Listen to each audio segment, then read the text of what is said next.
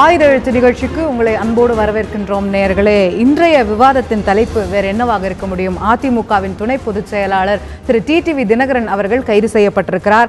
அவருடைய கைது பெரிய பரபரப்பு. நேற்று நள்ளிரவு கைது செய்யப்பட்டார். நள்ளிரவு முதலே தொடர் பரபரப்புகளை ஏற்படுத்தி வரக்கூடிய ஒரு விஷயமாக இருக்கிறது.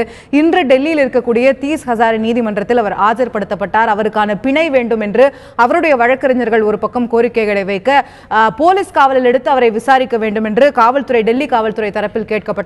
7 நாட்கள் காவல் கேட்கப்பட்டது. 5 நாட்கள் காவலை கொடுத்திருக்கிறார் சிறப்பு நீதிமன்றத்துடைய நீதிபதி அவர்கள். இதுதான் பரபரப்பான தமிழக அரசியலில் பேசப்படக்கூடிய செய்தியாக இருக்கிறது. இந்த விஷயங்கள், அவருடைய கைது, அவருடைய வழக்கு என்பது ஒருபுறம் போய் கொண்டிருக்க, இன்று காலை திடீரென அதிமுக தலைமை அலுவலகத்தில் இருக்கக்கூடிய சில பேனர்கள் மாற்றப்படக்கூடிய காட்சிகளை நாம் பார்க்க முடிந்தது.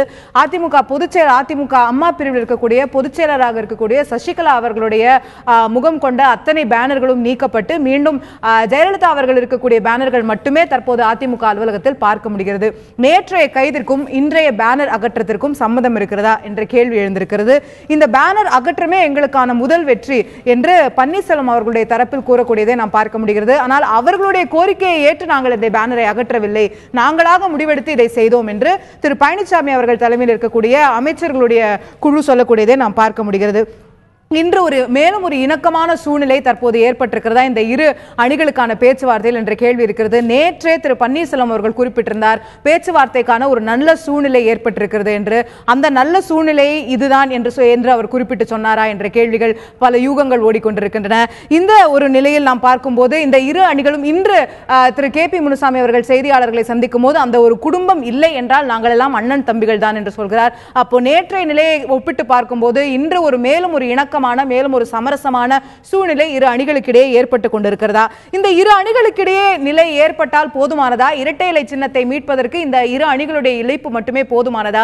இன்றும் கூட தேர்தல் ஆணையத்துடைய பதிவேடு படி, அவர்களுடைய ரெக்கார்ட் படி, சட்டப்படி அதிமுகவுடைய பொதுச் செயலாளர் என்று சசிகலா அவர்களும் துணை பொதுச் செயலாளர் என்று தினகரன் அவர்களும் தான் இருக்கிறார்கள். இந்த இருவரும் தற்போது சிறையில் இருக்கக்கூடிய நிலையில் இந்த இரு அணிகளும் இணைந்தாலுமே கூட அதிமுக என்ற ஒட்டுமொத்த கட்சிக்கான ஒரு பின்னடைவாகத்தான் தற்போதைய சூழ்நிலை ஏற்பட்டிருக்கிறதா? பல்வேறு கேள்விகள், பல்வேறு கோணங்களை நாம் விவாதிக்க வேண்டியிருக்கிறது நேர்களே.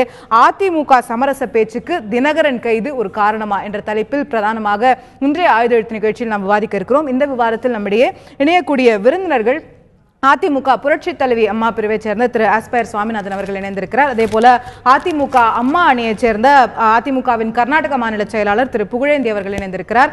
அதே போல நம்மிடையே சாமானியர்களின் பிரதிநிதியாக திரு சலீம் அவர்கள் இணைந்திருக்கிறார். அதே போல முன்னாள் சிபிஐ அதிகாரி திரு ரகோத்தமன் அவர்கள் நம்மிடையே இணைந்திருக்கிறார். அதே போல அதிமுக அம்மா பிரிவின் சட்டமன்ற உறுப்பினர் திரு முருகுமாறன் அவர்களும் நம்மிடையே இணைந்திருக்கிறார். இன்னும் சற்று நேரத்தில் பாஜகவுடைய மாநில துணைத் தலைவர் வானதி ஸ்ரீனிவாசன் அவர்களும் நம்மிடையே இருக்கிறார்கள். நான் திரு ரகோத்தமன் அவர்கள்ட்ட நிகழ்ச்சி ஆரம்பிக்கலாம்னு நினைக்கிறேன். முதல்ல லீகலா சில கிளாரிபிகேஷன்ஸ் பெற்றுக்கிட்டு இந்த காவல்துறை சம்பந்தமான விஷயங்கள்ல அதை பெற்றுக்கிட்டா விவாதத்துக்கு பயனுள்ளதா இருக்கும்னு நான் நினைக்கிறேன். இந்த வழக்கு ஏப்ரல் 16ஆம் தேதி முதல் எஃப்ஐஆர் போடப்படுது. திரு சுகேஷ் சந்திரசேகர் அப்படிங்கிறவர் கைது செய்யப்படுறாரு. அவர் மேலதான் முதல் எஃப்ஐஆர் போடப்படுது.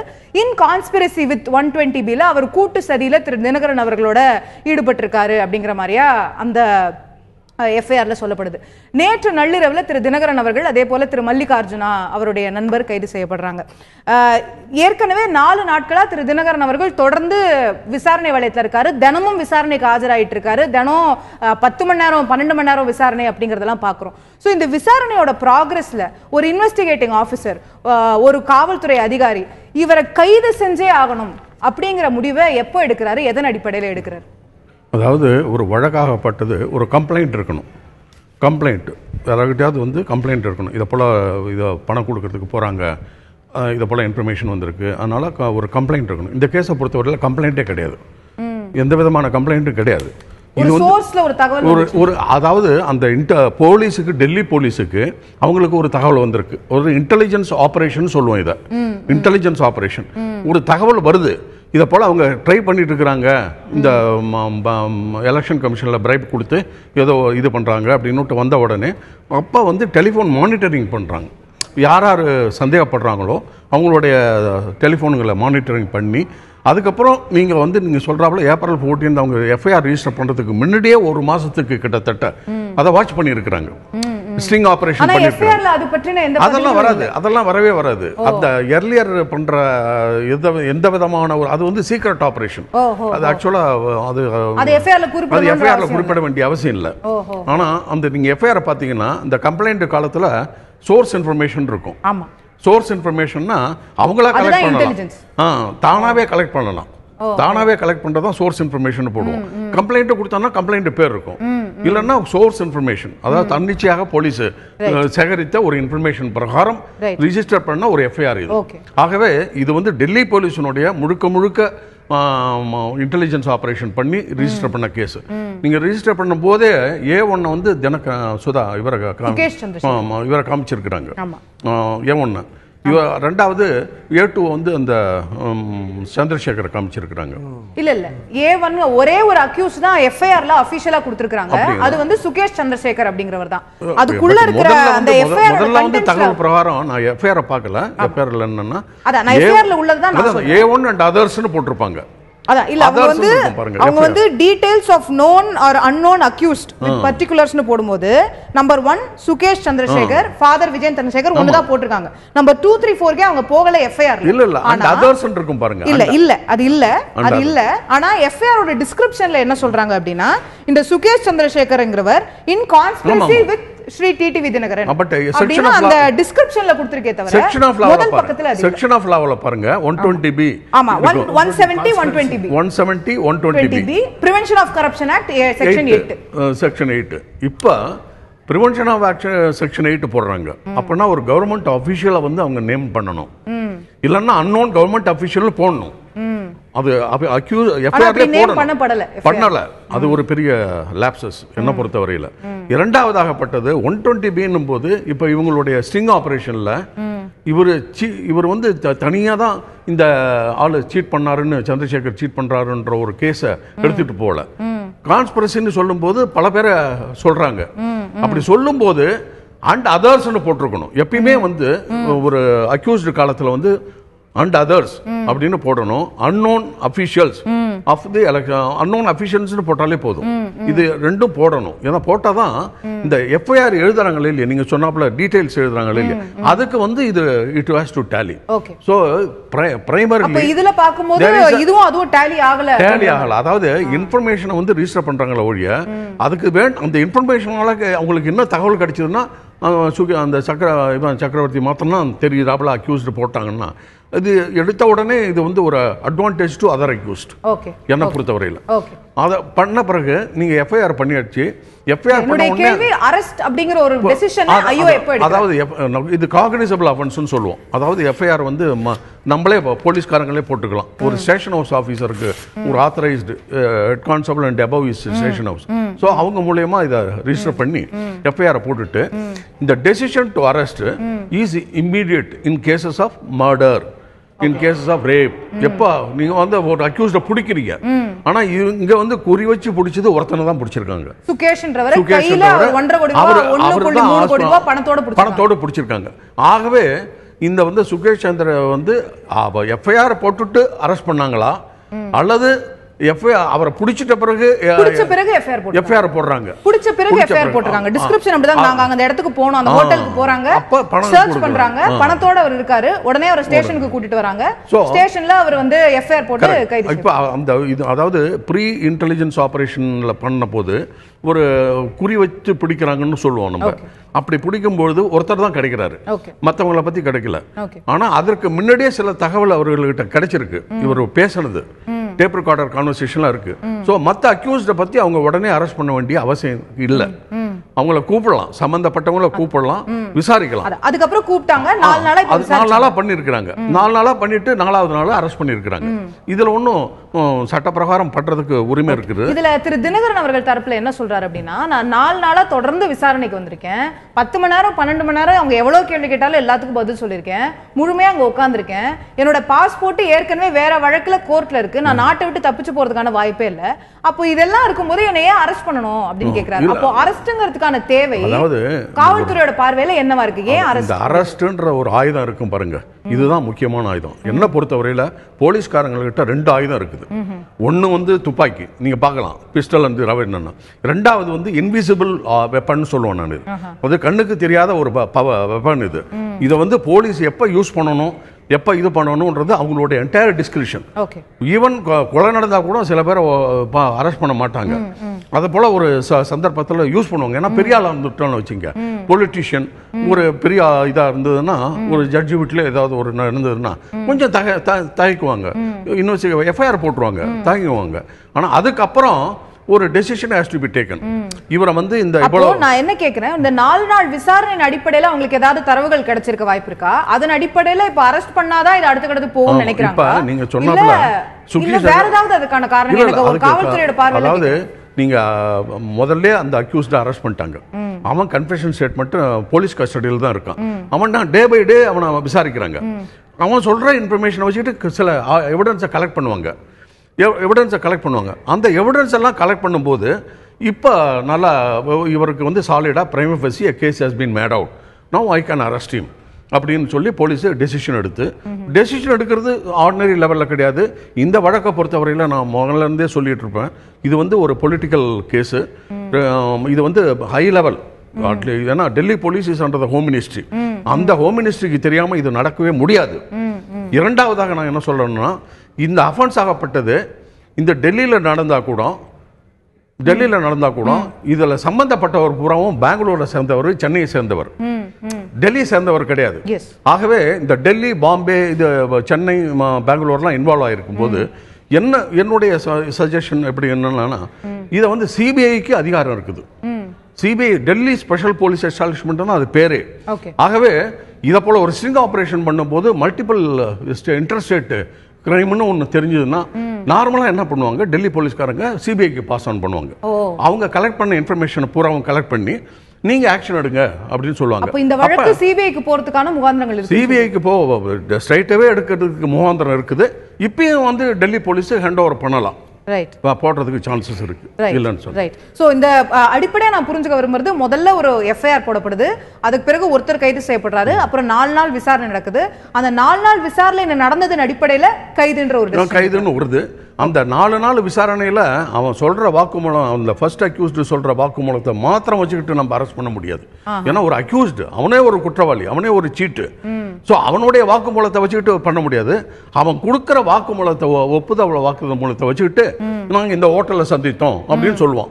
அந்த ஹோட்டலோட சிசிடிவி கேமராவை போட்டு பார்ப்பாங்க, இவங்க 2 பேரும் வந்திருக்காங்களா அப்படின்ற ஒரு எவிடன்ஸை கலெக்ட் பண்ணுவாங்க. அந்த எவிடன்ஸை கலெக்ட் பண்ணிட்ட பிறகுதான் இந்த அரெஸ்ட் பண்ற டெசிஷன் வருது. சுகேஷ் சந்திரசேகர் ஒன்னு சொல்றாரு அப்படின்னா, அதே விஷயம் நடந்திருக்கான்றத உண்மையை உறுதிப்படுத்திய பிறகு ரெண்டும் ஒண்ணா இருந்ததுனா தான் அடுத்த கட்டம் போவாங்க. இது ஒரு 2 நாள் ஆகலாம், 3 நாள் ஆகலாம். இது வந்து யூசுவலா வந்து நம்ம கேஸ்ல எல்லாம் இமிடியேட்டா அரெஸ்ட் பண்ணணும்ன்ற ஒரு இது கிடையாது. Arrest is the discretionary power. It is not a must in every cases. அதனால ஒரு குற்றம் நடந்தால் உடனே அரெஸ்ட் பண்ணணும்னு கிடையாது. It is a discretionary power vested with the police. Okay. So இந்த 5 நாட்கள் அடுத்ததா வந்து காவல்துறையோட கஸ்டடி அப்படின்னு சொல்லி கேட்டிருக்காங்க. இப்போ இந்த 4 நாட்கள் ஏற்கனவே 12 மணி நேரம் 10 மணி நேரம்லாம் விசாரணை நடந்திருக்கு. இப்போ காவல்துறையோட கஸ்டடி, காவல்துறையோட பிடியில விசாரணை அடுத்த 5 நாட்கள்னு சொல்லும்போது அதுக்கும் இதுக்குமான வித்தியாசம் என்ன? அடுத்த கட்டத்துல எப்படி பயணிக்கும்? இது ரொம்ப நல்ல கேள்வி. இது பல கொஸ்டின்ஸ் சுப்ரீம் கோர்ட் வரைக்கும் இந்த கேள்வி போட்டிருக்கு. ஏன்னா நாங்கெல்லாம் என்ன சிபிஐல கூட கூப்பிட்டு விசாரணை பண்ணிட்டு 10 காலையில் 8 மணிக்கு வருவான், சாயங்காலம் 8 மணிக்கு அனுப்பிச்சிடுவோம். ஏன்னா அவன் மேல எவிடன்ஸ் இன்னும் கலெக்ட் பண்ணிட்டு சாலிடா ப்ரூஃப். ஏன்னா பெரிய இந்த சம்பந்தப்பட்ட ஆளு சாதாரண ஆள் இல்லை. ஏதோ தெருவில் போறவன்னு வச்சுங்க, ஒரு ஆர்டினரி பீப்புள்னா தூக்கி போட்டுடுவோம். அதுக்கு வந்து யாரும் தேக்க கிடையாது. ஆனா இது வந்து பெரிய சம்பந்தப்பட்ட கேஸ், ஒரு பொலிட்டிக்கல் ஒரு மாற்றத்தை தமிழ்நாட்டிலே ஒரு மாற்றத்தை உண்டாக்கக்கூடிய, ஒரு தாக்கத்தை உண்டாக்கக்கூடிய கேஸ். ஆகவே அவசரப்பட்டுக்கிட்டு நம்ம அரெஸ்ட் பண்ணக்கூடாதுன்றதும். ஆனா என்ன பண்ணுவாங்க, எதுக்கு அவங்கள கூப்பிட்டு வராங்கன்னா, இவர் எங்கேயாவது மறைஞ்சிக்கிறதுக்கு சான்சஸ் இருக்கு. பாஸ்போர்ட் இல்லைன்னா கூட ஒரு எங்கேயாவது ஒரு மறைஞ்சிக்கிட்டு பல பேர் பார்த்துருக்கலாம், இந்தியாவிலே தலைமறைவா இருக்கலாம். அதனால இன்வெஸ்டிகேஷன் வந்து இப்போ ஃபர்ஸ்ட் அக்யூஸ்டு அரெஸ்ட் பண்ணிட்டாங்க. அரெஸ்ட் பண்ணி 90 டேஸுக்குள்ளார சார்ஜ் ஷீட் பண்ணிடணும். சார்ஜ் ஷீட் பண்ண வேணும், இல்லைன்னா அவன் வந்து பெயிலில் வந்துடுவான். ஸோ அந்த ஒரு 90 days டைம் லிமிட் இருக்குது. அதுக்குள்ளார இவரை அரெஸ்ட் பண்ணி மறுபடியும் இன்வெஸ்டிகேஷன் பண்ணணும். ஆகவே இவங்களை என்ன பண்ணுவோம், காலையில் 8 மணிக்கு வர சொல்லுவோம், சாயங்காலம் ஒரு பண்ணோம். இது சுப்ரீம் கோர்ட்டில் ஒரு பெட்டிஷன் போட்டார் ஒரு அக்யூஸ்டு, யார் நந்தினி சத்பதி, யார் ஒரிசா சீஃப் மினிஸ்டர் 1977 போட்டாங்க. என்ன காலையில் கூப்பிட்றாங்க, விசாரிக்கிறாங்க, விட்டுறாங்க. இதை போல் என்ன இது அரெஸ்ட்டும் பண்ணாமல் இதை போல் டீடைன் பண்ணுறதே எங்களுக்கு போலீஸில் இது it is against the freedom of இது நோட்டு அப்படின்னு கேஸ் போட்டாங்க. அதாவது விசாரணைக்கு யாரை வேணாலும் கூப்பிடலாம், எப்போ வேணாலும் கூப்பிடலாம். நைட்டில் தான் கூப்பிடக்கூடாது, பெண்களை நைட்டில் கூப்பிடக்கூடாது. 24 மணி நேரம் அரெஸ்ட் பண்ணிட்டு அரெஸ்ட்னு சொல்லிட்ட பிறகு 24 மணி நேரம் அவங்க வச்சிருக்கலாம், அதுக்கப்புறம் ப்ரொடியூஸ் பண்ணலாம். அதுக்குள்ள ஒரு இது பண்ண. ஆனா ஒன்ஸ் அரெஸ்ட் விசாரணை அப்படிங்கறத பொறுத்த வரைக்கும் கடந்த 4 நாட்கள நடந்ததுக்கும் இனிமே 5 நாள்ல நடக்க போறதுக்கும் பெரிய விசாரணையோட நோக்கம் அதே மாதிரி தான், அதே கோணத்துல தான் போயிட்டு இருக்கு. ஆனா அரெஸ்ட்ங்கிறது வந்து அவர் வேற எங்கேயும் தப்பிச்சிட கூடாதுன்ற ஒரு காரணத்துக்காக தான் அரெஸ்ட்ங்கிறது செய்யப்படுது. அது ஒரு காரணம். முக்கியமான காரணம் நீங்க சொன்னாப்ல எஃப்ஐஆர்ல ஒருத்தர் நேம் தான் போட்டுருக்கு, இவர் பேர்ல போட்டு இவர் பேர் நேம்டு எஃப்ஐஆர் அக்யூஸ்டுன்னு வச்சீங்க. இவ்வளவு நாளா என்ன இழுத்தடிக்கிறீங்க, அதனால இட் இஸ் இல்லீகல் கஸ்டடி அப்படின்னு போடலாம். It is illegal custody ன்னு அவர் கோர்ட்ல போடலாம். The unnecessarily என்ன டீடைன் பண்ணிருக்காங்க. When they know that. ஆனா இப்போ கோர்ட்டே கூட 5 நாட்கள் போலீஸ் காவல் கொடுத்திருக்காங்க. 5 நாட்கள் போலீஸ் காவல் இருக்கு. இந்த 5 நாட்கள் போலீஸ் காவல் வச்சிட்டு மறுபடியும் ப்ரொடியூஸ் பண்ணுவாங்க. மறுபடியும் ஒரு 14 நாள் வரைக்கும் எடுக்கிறதுக்கு வாய்ப்பு இருக்குது. இப்போ இருக்கக்கூடிய வழக்குல நீங்க சொன்னது போல சுகேஷ் சந்திரசேகர் அவர்கள் பேர்ல மட்டும் தான் எஃப்ஐஆர் இருக்கு. இப்போ கூடுதலா 2 பேரை கைது பண்ணிருக்காங்கன்னு சொல்லும்போது ஒரு சப்ளிமெண்டரி எஃப்ஐஆரோ மத்ததோ அடுத்து போடுறதுக்கு வாய்ப்பு இல்ல. சப்ளிமெண்டரி எஃப்ஐஆர் போடுறது மட்டும், அதாவது ஒரு இன்ஃபர்மேஷன் கோர்ட்டார் அவர்களுக்கு இந்த 2 அக்யூஸ்ட் அரெஸ்ட் பண்ணியிருக்கிறோம், இவங்களையும் அதில் நான் எஃப்ஐஆர்ல சேர்த்துக்கணும் அப்படின்னு கடைசி வரைக்கும் இன்டிமேஷன் பண்ணுவார் அந்த இன்வெஸ்டிகேட்டிங் ஆஃபீஸர். கடைசியில் சார்ஜ் ஷீட் பண்ணும்போது எல்லா பேரும் போட்டுருவாரு சார்ஜ் ஷீட்ல. இப்போ திரும்பவும் இந்த எஃப்ஐஆர் வந்து எஃப்ஐஆர் வந்து திருத்தவே முடியாது, திருத்தவே கூடாது.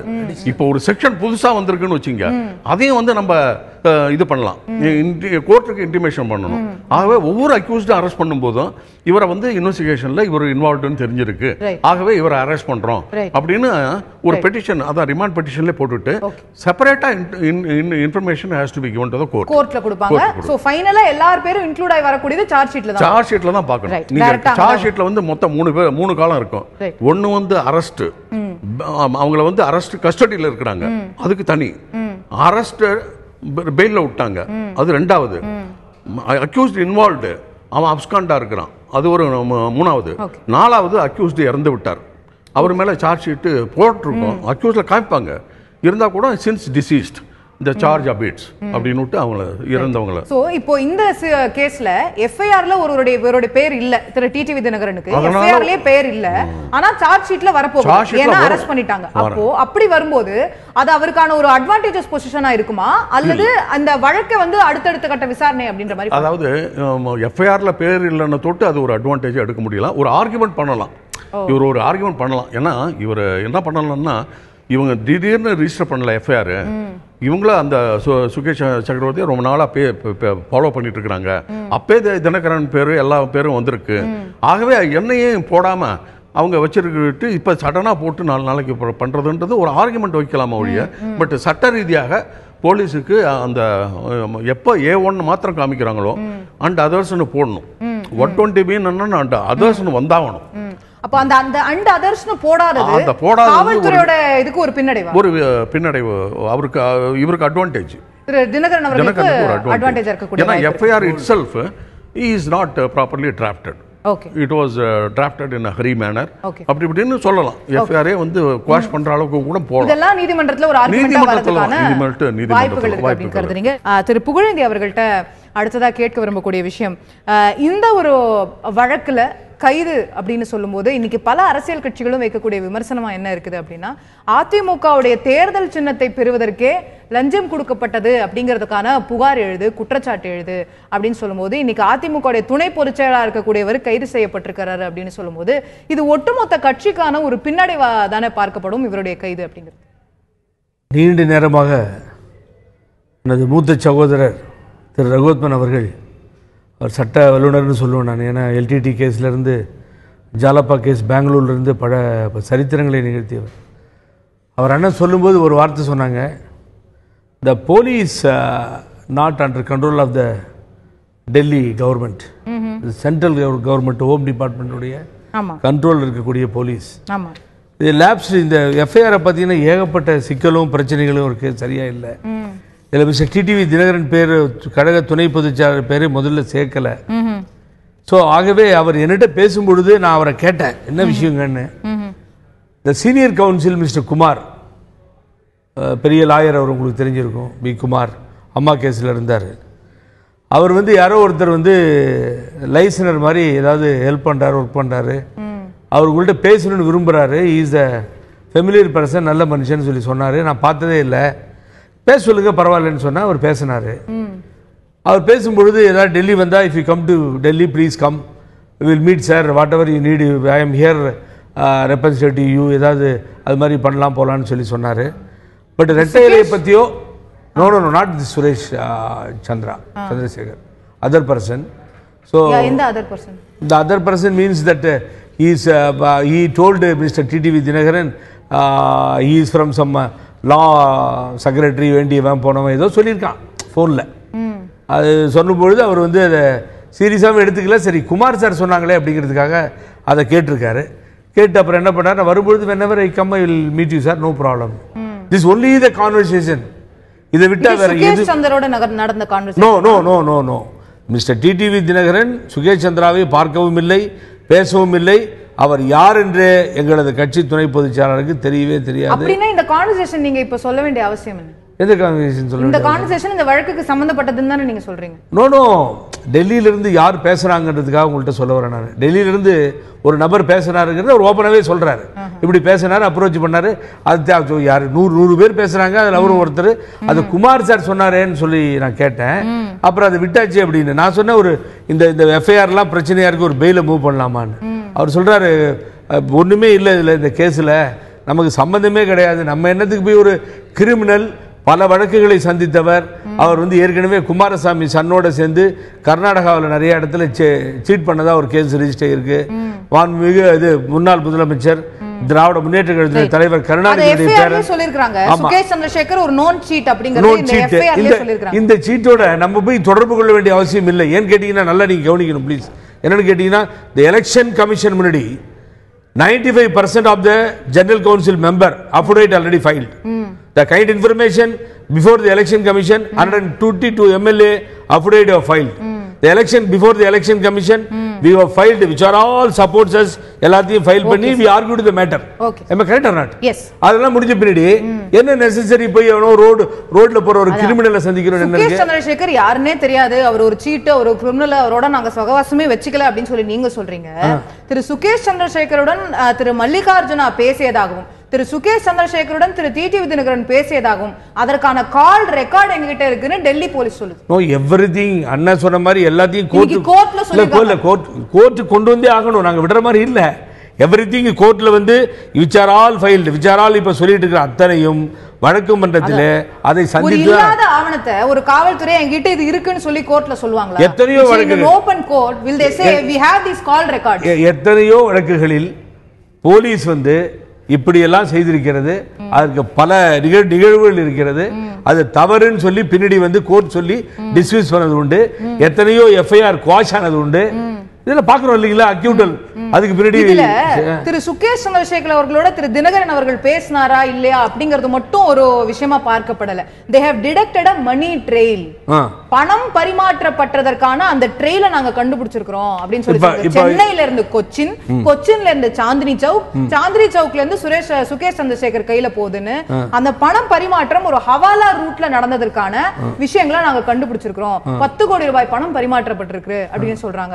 அப்போ இன்னைக்கு டிசிபி திரு வர்மா அவர்கள் பேசும்போது சொல்றாரு, திரு டிடிவி தினகரன் அவர்கள் மேல லஞ்சம் கொடுக்க முயன்றார்ன்ற ஒரு புகார் மட்டும் இல்ல, அன்டிஸ்க்ளோஸ்ட் சோர்சஸ்ல இருந்து பணம் எடுக்கப்பட்டு அது இல்லீகல் சேனல்ஸ், ஹவாலா சேனல்ஸ் மூலமா டெல்லிக்கு பரிமாற்றம் செய்யப்பட்டது அப்படிங்கிற ஒரு மணி ரிலேட்டட் எகனாமிக் அஃபென்ஸும் இதுல சேருது. அதற்கான ட்ரெயில் கிளியரா இருக்குன்னு சொல்லி காவல்துறை சொல்லுது. அப்ப ஏன் எஃப்ஐஆர் முன்னாடி கொண்டு வரல?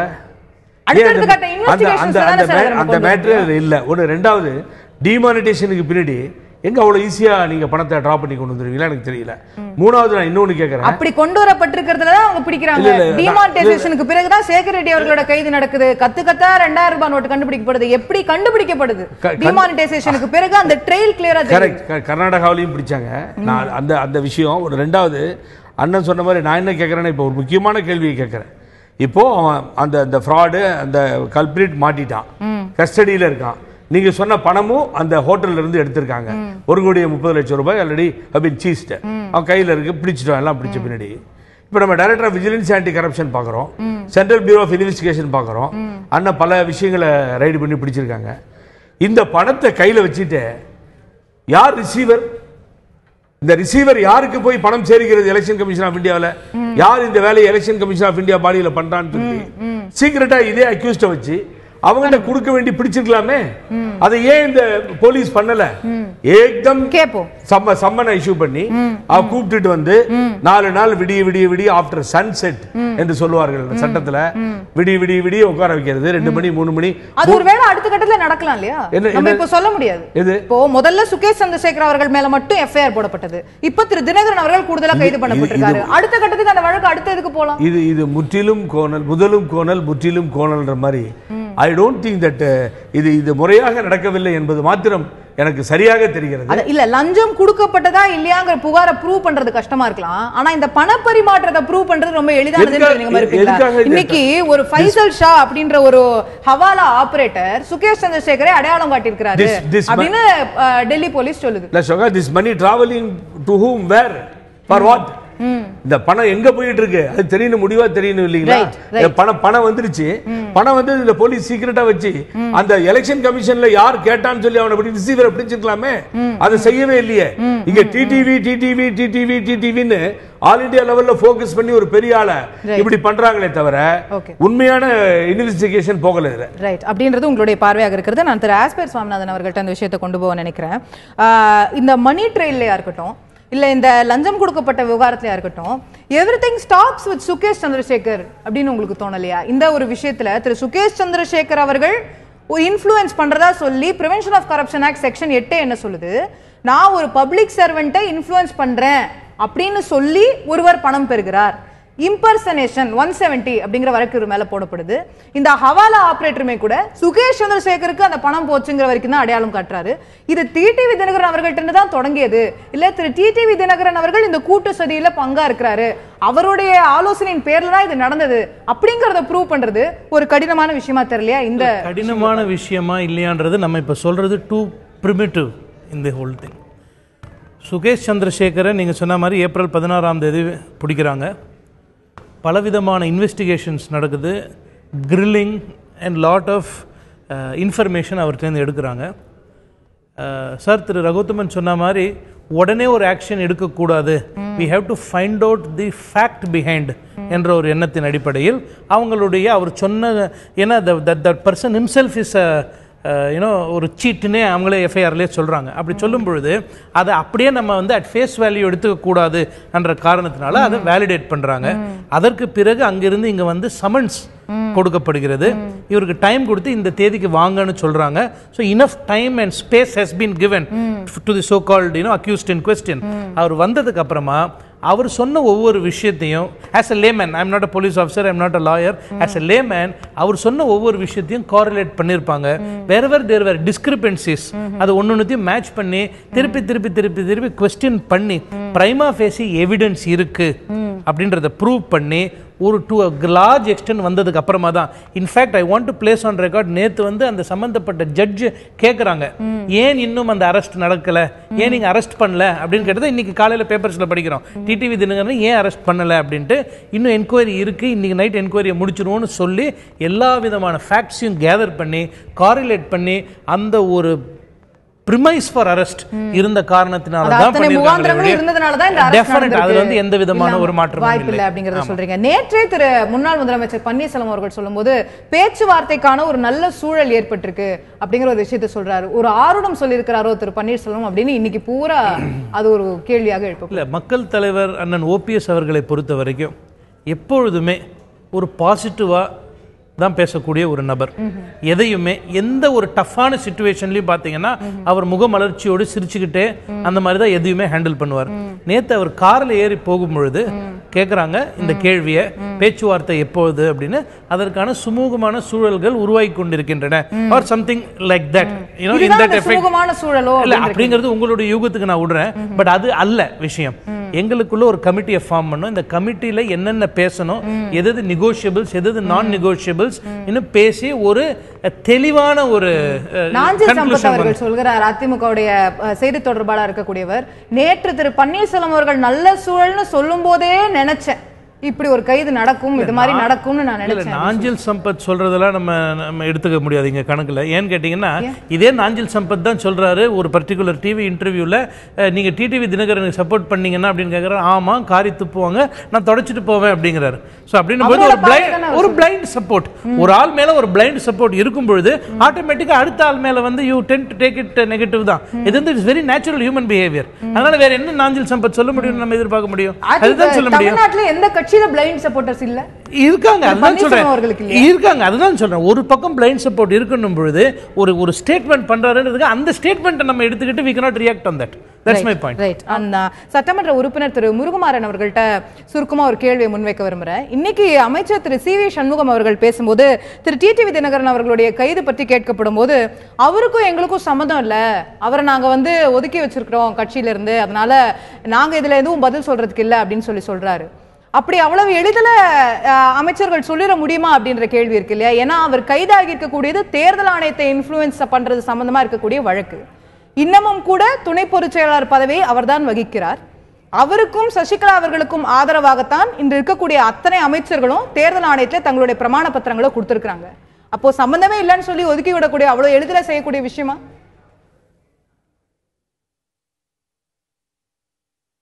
மரியாதைக்குரிய மாண்புமிகு திரு சி வி சண்முகம் அவர்கள் தமிழகத்தினுடைய தலை சிறந்த சட்டத்துறையினுடைய அமைச்சர்.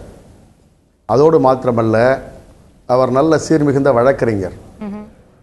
எனவே ஒரு வழக்கறிஞராக அவர் பார்க்கின்ற பொழுதும், சட்டத்துறை அமைச்சராக அவர் பார்க்கின்ற பொழுதும், கழகத்தினுடைய மூத்த நிர்வாகி என்கின்ற முறையில் அவர் பார்க்கின்ற பொழுதும் அவர் பதிலளித்திருக்கிறார். என்னுடைய கேள்வி, இதே தேர்தல் ஆணையத்தில் தான் திரு சி வி சண்முகம் உட்பட அனைத்து அமைச்சர்களும் 122 சட்டமன்ற உறுப்பினர்களும் சசிகலா அவர்களுக்கும் தினகரனுக்கும் ஆதரவா தான் பிரமாண பத்திரம் கொடுத்திருக்கீங்க. இன்னைக்கும் கூட துணை பொதுச் செயலாளர் பதவியை திரு தினகரன் அவர்கள் தான் வகிக்கிறார். அப்போ சட்டப்படி நீங்க ஊடகங்கள்ல சொல்லிடலாம், ஈஸியா அவங்க விலக்கி வச்சிட்டோம் அப்படின்னு சொல்லிடலாம். ஆன் பேப்பர் சட்டப்படி இப்போ என்ன இருக்கு? திரு துணை பொதுச் செயலாளர்னா திரு தினகரன் தானே இன்னி வரைக்கும். இப்போ நீங்களும் ஆன்சரபிளா தானே ஆகுறீங்க. கழகத்தினுடைய துணை பொதுச் செயலாளர் திரு டிடிவி தினகரன் என்பதில் எந்த விதமான ஐயப்பாடும் இல்லை. அவர் கழகத்தினுடைய பொதுச் செயலாளர் அவர்களால் நியமனம் செய்யப்பட்டிருக்கிறார். தேர்தல் ஆணையத்தில் கொடுத்திருக்கக்கூடிய பிரமாண வாக்குமூலங்களில் கூட நாங்கள் அவரை முன்னிறுத்திருக்கிறோம். ஆனால் அவரே மனம் வந்து, அவரே முன் வந்து இந்த இயக்கத்தின் நலன் கருதி 2 அணிகளும் ஒன்றாக இணைந்து இரட்டை இலை பெற்று புரட்சி தலைவி அம்மாவுடைய பொற்கால ஆட்சி தொடர வேண்டும் என்பதற்காக நானே விலகிக் கொள்கிறேன் என்று அவர் விலகி இருக்கிறார். அவர் விலகினது இயக்கத்திலிருந்து அவரே விலகி கொண்டிருக்கிறேன். அவர் விலகினது ஊடகங்கள் கிட்ட சொன்னாரு, உங்ககிட்ட சொன்னாரு, மக்கள் கிட்ட எல்லாம் சொன்னாரு, தேர்தல் ஆணையத்துக்கிட்ட சொன்னாரு. ஆமாங்க. இல்ல, இப்ப தேர்தல் ஆணையத்துல தொடர்ந்து பேசுங்க. சூழல் வரும்போது அவர் சொல்லுவார். அப்போ சூழல் வரும்போது அவர் சொல்லுவார். அது வரைக்கும் ஆன் பேப்பர்ல அவர்தான் துணை பொதுச் செயலாளர் இருக்கும்போது அதற்கான பதிலளிக்க கூடிய இடத்துல நீங்களும் தான் இருக்கிறீங்க. உங்களுடைய அணியில தான் ஒரு துணை பொதுச் செயலாளர் இருக்கிறாரு. கட்டாயம் அதுல எந்த விதமான மாற்று கருத்தும் எனக்கு இல்ல. ரைட். அப்போ அது அவரோட வழக்கு, அவர் தனியா சந்திப்பாருன்னு நீங்க அதுல இருந்து விலகிக்க முடியுமா அப்படிங்கறதான் கேள்வியா இருக்கு. அப்போ அந்த பின்னடைவு உங்களுடைய அணிக்கும் சேர்த்து தானே வருகிறது. ஒரு நீங்க மேடம் நீங்க ஒரு கருத்தை நான் உங்களுக்கு முன்வைக்க விரும்புறேன். சுருக்கமாவே சொல்றேன். சுகேஷ் சந்திரசேகர் என்பவர் 16ஆம் தேதி டெல்லி காவல்துறையை சார்ந்த காவல் அலுவலர்களால் புலனாய்வு செய்யப்பட்டு ஒரு தனியார் விடுதியில் அவர் விசாரிக்கப்பட்டு 1,30,000 ரூபாயும் 2 சொகுசு கார்களும் கைப்பற்றப்பட்ட நிலையில் எஸ் அவர் எங்கள் கழகத்தினுடைய துணை பொதுச் செயலாளரை முன்னிறுத்துகிறார். அதற்கு பின்னால் ஃபைசல் ஷா, கோபி போன்ற ஹவாலா மோசடியாளர்களை கொண்டு பணப்பரிமாற்றம் செய்யப்பட்டதாகவும் கூறப்படுகிறது. முதல் தகவல் அறிக்கை என்று சொல்லக்கூடிய ஃபர்ஸ்ட் இன்ஃபர்மேஷன் ரிப்போர்ட், அதில் எங்களுடைய கழகத்தினுடைய துணை பொதுச் செயலாளர் பெயர் இடம்பெறவில்லை. அதோட டிஸ்கிரிப்ஷன்ல இருக்கு. முதல் தகவல் அறிக்கையை முதல் பக்கத்துல வரையறை செய்கின்ற பொழுது டிஸ்கிரிப்ஷன்ல இருக்கு. முதல் அதான் நான் சொல்றேங்க, முதல் தகவல் அறிக்கையில பதிவு செய்கிற பொழுது குற்றவாளிகளை பட்டியலிட்டு விட்டு மற்றும் பலர் என்று தமிழிலே அல்லது அண்ட் அதர்ஸ் என்று ஆங்கிலத்திலே பதிவு செய்திருக்க வேண்டும். ஓகே, அந்த பதிவு அந்த தகவல் அறிக்கையில் இல்லை. ஓகே, இன்னொன்றையும் நான் சொல்லுகிறேன். 122 சட்டமன்ற உறுப்பினர்கள், 50க்கும் மேற்பட்ட மாவட்ட கழகத்தினுடைய செயலாளர்கள், 32க்கும் மேற்பட்ட நாடாளுமன்ற உறுப்பினர்கள், மாநிலங்களினுடைய கழக நிர்வாகிகள் என்று ஒட்டுமொத்தமாக அறுதி பெரும்பான்மையாக இருக்கக்கூடிய ஒரு அணியை சார்ந்திருக்கக்கூடிய கழக துணை பொதுச் செயலாளர் பண பரிவர்த்தனை செய்ய வேண்டிய அவசியம் என்ன இருக்கிறது? Right, okay. நாங்கள் வலுவிழந்திருந்தால் அல்லது வீக்கா இருந்திருந்தால் ஒரு சப்ஸ்டிட்யூட் செய்யலாம். ஒரு மாணவன் தேர்வு எழுதுகிற பொழுது அவன் தகுதி இல்லாதவனாக இருந்தால் அவனை பிட்டடிக்கலாம், ஓகே, அல்லது தகாத முறையிலே மதிப்பெண் பெறுவதற்கு முயற்சிக்கலாம். ஓகே. எனவே வலுவான கட்டமைப்பை வைத்திருக்கக்கூடிய ஒரு சூழ்நிலையில் ஓகே, அவர் மீது இந்த குற்றச்சாட்டு சாட்டப்பட்டிருக்கிறது. ஓகே, வழக்கு நீதிமன்றத்தில் இருக்கிறது. ஓகே. எங்களுடைய கருத்து தர்மத்தின் வாழ்வுதனை சூதுகவும் தர்மம் மறுபடியும் வெல்லும். Right, okay. ஸோ திரு டிடிவி தினகரன் அவர்களுக்கு வந்து இது வந்து ஒரு இந்த வழக்கில் வந்து பெரிய முகாந்திரங்கள் இல்லை அப்படிங்கிறது உங்களுடைய முதற்கட்ட பார்வை நான் புரிஞ்சுக்கிறேன். நான் வானதி ஸ்ரீனிவாசன் அவர்கள்ட்ட இந்த விஷயத்தை கொண்டு போகலான்னு நினைக்கிறேன். இந்த ஒரு வழக்கில் முக்கியமான பிரதானமாக எழுந்திருக்கக்கூடிய கேள்வி, திரு டிடிவி தினகரன் அவர்கள் லஞ்சம் கொடுக்க முயன்றார்னு குற்றச்சாட்டு, அவர் இன்னைக்கு கைது வரைக்கும் செய்யப்பட்டிருக்கிறார். லஞ்சம் வாங்க முயன்றது யாரு? ஏன் அதை பத்தின பேச்சே இல்லை? முதல் தகவல் அறிக்கை அப்படிங்கிறதுல முதல்ல திரு டிடிவி தினகரன் பெயர் கிடையாது. அதற்கு பின்பாக அவர் சம்பந்தப்பட்டிருக்கலாம் என்ற சந்தேகத்தில் போலீசார் விசாரணை நடத்துகிறார்கள். அந்த விசாரணையின் போது கிடைக்கின்ற ஆவணங்கள், ஆதாரங்கள் அப்படிங்கிறது முழுமையாக இன்று பொது வெளியில் இல்லை. அது கொடுக்க வேண்டிய அத்தனை ஆதாரங்களையும் கொடுக்க வேண்டிய அவசியமும் காவல்துறைக்கு கிடையாது. நாம் இன்னைக்கு எல்லாமே பேசிட்டு இருக்கிற விவாதங்கள் இப்படி இருக்கலாம் அப்படி இருக்கலாம் அப்படிங்கிற யூகங்களின் அடிப்படையிலும் நம்ம பேசிட்டு இருக்கோம். ஆனா என்ன உண்மையாக அந்த விசாரணையின் போது கிடைத்த தகவல்கள், ஆவணங்கள், ஆதாரங்கள் என்பதெல்லாம் அந்த துறை சம்பந்தப்பட்ட துறை தான் அதை கோர்ட்ல நிரூபிக்க முடியுமே தவிர நாம வெளியில இருந்து பேசக்கூடிய நபர்கள் அல்ல. அதனால இதுல இருக்கக்கூடிய குற்றச்சாட்டுல லஞ்சம் கொடுக்க முயன்றார் அப்படின்னு சொல்ல வரும்போது அதுல போல் வாட்ச் டாக் பத்தி மென்ஷன் பண்றாங்க. தேர்தல் ஆணையம் தொடர்பாக இருக்கக்கூடிய விஷயங்கள்ல எந்தெந்த முறைகேடுகள் அப்படின்னு சொல்லிட்டு பார்க்கின்ற பொழுது இந்த குறிப்பிட்ட நபர் சம்பந்தப்பட்ட விஷயம் அப்படிங்கறதுல ஏன் இந்த சூழ்நிலைகளையும் நம்ம பொருத்தி தான் பார்க்கணும். ஒரு இன்சிடென்ட் வெறுமனே ஒரு சிங்கிள் இன்சிடென்டா இண்டிபெண்டா பார்க்க வேண்டிய அவசியம் இல்ல. சகோதரர் எனக்கு முன்னாடி பேசினவர் சொன்னாரு, எங்களுக்கு லஞ்சம் கொடுக்க வேண்டிய அவசியம் என்ன, நல்லா படிக்கிற பையன் விட்டு எழுத வேண்டாம். கரெக்ட். ஆனா இன்னைக்கு ஏடிஎம்கேக்கு அவர்கள் உயிர் நாடியாக நினைக்கின்ற இரட்டை இலை சின்னம் முடக்கப்பட்டிருப்பது என்பது இன்னைக்கு அவங்களுக்கு வீக்கா ஸ்ட்ரென்த்தா? அப்ப சிச்சுவேஷன் உருவாயிருக்கா இல்லையா? ஆக இன்று அதிமுகவினுடைய ஒரு மிகப்பெரிய பிரச்சனை அவர்களுடைய சின்னம் தேர்தல் ஆணையத்தால் முடக்கப்பட்டிருக்கிறது. எப்பாடுபட்டாவது அந்த சின்னத்தை மீட்டாக வேண்டும் என்று இரண்டு அணிகளும் மோதிக்கொண்டிருக்கிறார்கள். எஸ், என்னுடைய கேள்வி அதிமுக மாதிரியான சூழ்நிலையை சேர்த்து பார்க்க முடியுமே தவிர நீங்க சொன்னீங்க எஃப்ஐஆர்ல இல்ல, ஆணையத்துல அதான் எஃப்ஐஆர்ல திரு டிடிவி தினகரன் அவர்களுடைய பேர் இல்ல, பின்னர் அவர் இன்க்ளூட் பண்ணப்பட்டிருக்கிறாரு அப்படின்னு சொன்னீங்க. அந்த அவர் வந்து அக்யூஸ்டா எஃப்ஐஆர்ல இல்லையே தவிர அதோட டிஸ்கிரிப்ஷன்ல அதோட வடிவமைப்புல கொடுக்கும்போது அதுல தெளிவா சொல்றாங்க, in conspiracy with Sukesh Chandrasekhar, Shri TTV Dinakaran, DGS ADMK was trying to obtain favorable order in ECI, Election Commission of India, regarding their pending petition for 2 leaves election symbol. அப்போ திரு டிடிவி தினகரன் அவர்களுடைய பெயரும் தேர்தல் ஆணையத்திற்காக அவர் வந்து இதை செஞ்சார் அப்படிங்கிறதுமே கூட எஃப்ஐஆர்ல வேற ஒரு பகுதியில ரெக்கார்ட் ஆகுது. திரு டிடிவி தினகரன் அவர்கள் மீது இன்னைக்கு நடவடிக்கை எடுக்கப்பட்டிருக்கு. ஃபர்ஸ்ட் கிளாஸ் தேர்தல் ஆணையத்தின் மீது, அந்த அதிகாரியின் மீது நடவடிக்கை எங்கே? தேர்தல் ஆணையத்தை நேரடியாக இந்த அதிகாரியிடம் அவர் கொடுக்க சென்றார். அந்த இடத்தில் பணத்தை பிடிச்சவங்க போதுதான் நீங்க சொல்ற கேள்வி வரும். இல்லங்க, ஆனா இன்னைக்கு அதிகாரி மூலமாக வேற ஒரு சேனல்,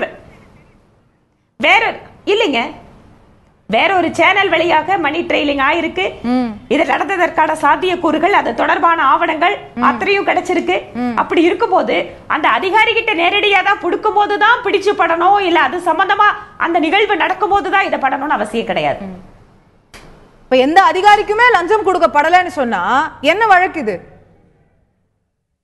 இந்த அதிகாரிக்கு லஞ்சம் கொடுக்கப்படலைங்கிறது அங்க தெளிவா இப்படி சொல்லல, எஃப்ஐஆர் அப்படி சொல்லல, இம்போர்சனேஷன் ஆயிருக்கு சொல்றாங்க. நீங்க வந்து ஒரு ஆளை போல இவர் அந்த அதிகாரி என்று நினைத்து இல்லது அதிகாரியாக நடித்து எந்த மாதிரி வேணாலும் வரலாம். ஆனா இந்த ஸ்டேஜ்ல இது இந்த பார்ட் வந்து நீங்க வச்சுட்டு மீதி எல்லா விஷயத்தையும் இத கையில் எடுத்துட்டு அந்த எண்ட் அங்க இல்லாதால இது முழுக்க வந்து வேற மாதிரி இல்ல இதுல உண்மையே இல்ல அப்படின்னு உண்மையே இல்ல நான் கேட்கவே இல்ல, உண்மையே இல்ல நான் சொல்லவே இல்ல, யாருமே சொல்ல முடியாது, அது நீதிமன்றம் தான் சொல்லணும். அதுல நம்ம ரொம்ப தெளிவா இருப்போம். ஆனா என்னுடைய கேள்வி, இன்னைக்கு இந்தியால நம்ம இன்னைக்கு அனைத்து தேர்தல்களும் நடத்தக்கூடிய நம்மளுடைய மிகப்பெரிய ஜனநாயக அமைப்பா இருக்கக்கூடிய தேர்தல் ஆணையத்துடைய நேர்மை மீதே இது கேள்வி எழுப்பியிருக்கிறதா, நம்பகத்தன்மை மீதே இது கேள்வி எழுப்பியிருக்கிறதா? அது ரொம்ப லார்ஜ் இல்லையா? இல்லைங்க, தேர்தல் ஆணையத்தோட நேர்மை பத்தி எந்த சந்தேகம் வருது உங்களுக்கு? தேர்தல் ஆணையம் நேரடியாக அல்லது மறைமுகமாக ஒரு அதிகாரி, அந்த சம்பந்தப்பட்ட அலுவலர் இந்த இடத்துல அவர் பணம் கொடுக்க சென்றாரு, இல்ல இந்த இடத்துல அந்த அதிகாரி பணம் வாங்கினார், அல்லது தேர்தல் ஆணையம் தன்னுடைய உத்தரவை பணத்தை பெற்றுக்கொண்டு செயல்படுத்துகிறது அப்படிங்கிற மாதிரியான விஷயங்கள் வரும்போதுதான் நீங்க சொல்ற கேள்விகள் எல்லாம் முன்னால வரும். ஆனா இது அதுக்கு முன்னாடி சிச்சுவேஷன்ல இருக்குது, அதுக்கு முன்னாடி ஒரு ஸ்டெப்ல இருக்கு. அதான் அப்போ தேர்தல் ஆணையத்திற்கு கொடுப்பதாக சொல்லி சுகேஷ் சந்திரசேகர் அவர்கள் பணம் பெற்றிருக்கிறார் அப்படிங்கறதா இப்ப குற்றச்சாட்டு. அப்படின்னா தேர்தல் ஆணையத்துல யாருக்குமே அது வந்து போகல, திரு சுகேஷ் சந்திரசேகர் அவர்களுடைய நிக்குது அப்படின்னா திரு டிடிவி தினகரன் அவர்கள் ஏமாந்து இருக்கிறாரா? அப்படி நடந்திருக்கா? நான் டிடிவி தினகரன் ஏமாந்து இருக்கிறாரா இல்ல அவர் வந்து எந்த காரணத்துக்காக பணம் கொடுத்தாரு அப்படிங்கறது ரெட்டை இலை சின்னத்தை பொறுத்து யூகிச்சீங்கன்னா எல்லாத்தையும் ஒண்ணுக்கு ஒண்ணு பொருத்தமா நாமளாய் பொருத்தி பார்க்க முடியும். ரெட்டை இலை சின்னம் இல்லாம இந்த பிரச்சனையே இல்லாம இருந்தா தேர்தல் ஆணையத்திற்கோ அல்லது தேர்தல் ஆணையத்திற்கு கொடுப்பதாக சொல்கின்ற சந்திரசேகர் அவர்களுக்கோ பணம் கொடுக்க வேண்டிய அவசியமே அவருக்கு அங்க இருக்காது. நீங்க வெறுமனே திருப்பி சொல்ற இண்டிபெண்டா ஒரு ஆக்ஷனை மட்டும் பார்க்காம சூழலையும் சேர்த்து பொருத்தி பார்க்கின்ற பொழுதுதான் ஒரு மொழி வடிவத்திற்கு நமக்கு கிடைக்கும். தேர்தல் ஆணையத்திற்கு கொடுப்பதாக சொல்லி சந்திரசேகர் வாங்கியிருக்காரு, அவர் ஏமாந்திருக்காரு இல்லையா பதில நான் உங்ககிட்ட சொல்றேன். ஆனா இதற்காக தேர்தல் ஆணையத்தினுடைய நேர்மை மீது சந்தேகப்படுறேன்னு சொல்றது சரியில்லை. எப்படி குடுக்கறவங்க மேல ஒரு சந்தேகம் எழுப்பப்படும் போது யாருக்காக கொடுக்கப்படுதுன்ற கேள்வி அந்த இடத்துல வரும்ல, அப்ப அவங்க மேலயும் தானே சந்தேகம் வரும். நான் என்ன இல்லைங்க, நான் ஒண்ணு சொல்றேன், ஒரு அதிகாரி, அந்த அதிகாரி அவருக்கு நான் பணம் கொடுக்கிறேன் என்று இன்னொரு நபர், அந்த அதிகாரி எனக்கு நல்ல பழக்கம், ரொம்ப நெருக்கம், என்ன வேணா சொல்லி அந்த அதிகாரியோட பேரை சொல்லி இன்பிட்வீன்ல ஒருத்தர் கூட வாங்கலாம். அவர் வாங்கினதாலேயே அந்த அதிகாரியினுடைய நேர்மையை நான் சந்தேகப்படுகிறேன்னு சொல்ல முடியுமா? ஆதாரங்கள் கிடைக்கின்ற வரை, ஆவணங்கள் கிடைக்கின்ற வரை. அதான் அங்கதான் திரு தினகரன் அவர்கள் ஏமாந்திருக்கக்கூடிய சூழ்நிலை இருக்கா அப்படிங்கிற கேள்வி வருது. தினகரன் ஏமாந்தாரா அவர் ஏமாந்தத பத்தியோ அவர் ஏமாறாம போனத பத்தியோ to bribe a public servant அப்படிங்கிறது தான் இங்க வந்து. திரு ரகோத்தமன் அவர்கள்ட்ட உங்களுடைய இறுதியா சில சந்தேகங்களை கேட்டுக்க விரும்புறேன். இது பிரிவென்ஷன் ஆஃப் கரப்ஷன் ஆக்ட் அப்படிங்கிறதுல செக்ஷன் 8ல இந்த வழக்கு போடப்பட்டிருக்கு. பிரிவென்ஷன் ஆஃப் கரப்ஷன் ஆக்ட் அப்படிங்கறதே ஒரு பொது ஊழியருக்கு, பப்ளிக் சர்வெண்ட்டுக்காக பொருந்தக்கூடிய ஒரு சட்டம் அப்படிங்கறத பார்க்கிறோம். இதுவரை இந்த வழக்குல எந்த ஒரு பொது ஊழியரும் இணைக்கப்படல, தேர்தல் ஆணையத்துடைய அதிகாரியோ இல்ல வேற எந்த அதிகாரியோ இணைக்கப்படல அப்படின்னு சொல்லும்போது இந்த செக்ஷன் 8 அப்படிங்கிற பிரிவென்ஷன் ஆஃப் கரப்ஷன் ஆக்ட்ங்கிறது பொருந்துமா இல்ல அவர்களை இணைச்சாதான் பொருந்துமா? அதாவது இந்த எஃப்ஐஆர்னுடைய டீட்டெயில்ஸில் அவங்க பண்ண ஸ்டிங் ஆப்ரேஷன் அது 1.5 கோடி சீஸ் பண்ணதில் அவர் விசாரணையில் அவர் சொல்கிறாப்புல எழுதியிருக்கிறாங்க, எலெக்ஷன் கமிஷனருக்கு நான் கொடுக்கறதுக்கோசரம் இதை வாங்கியிருக்கிறேன் அப்படின்னு விட்டு.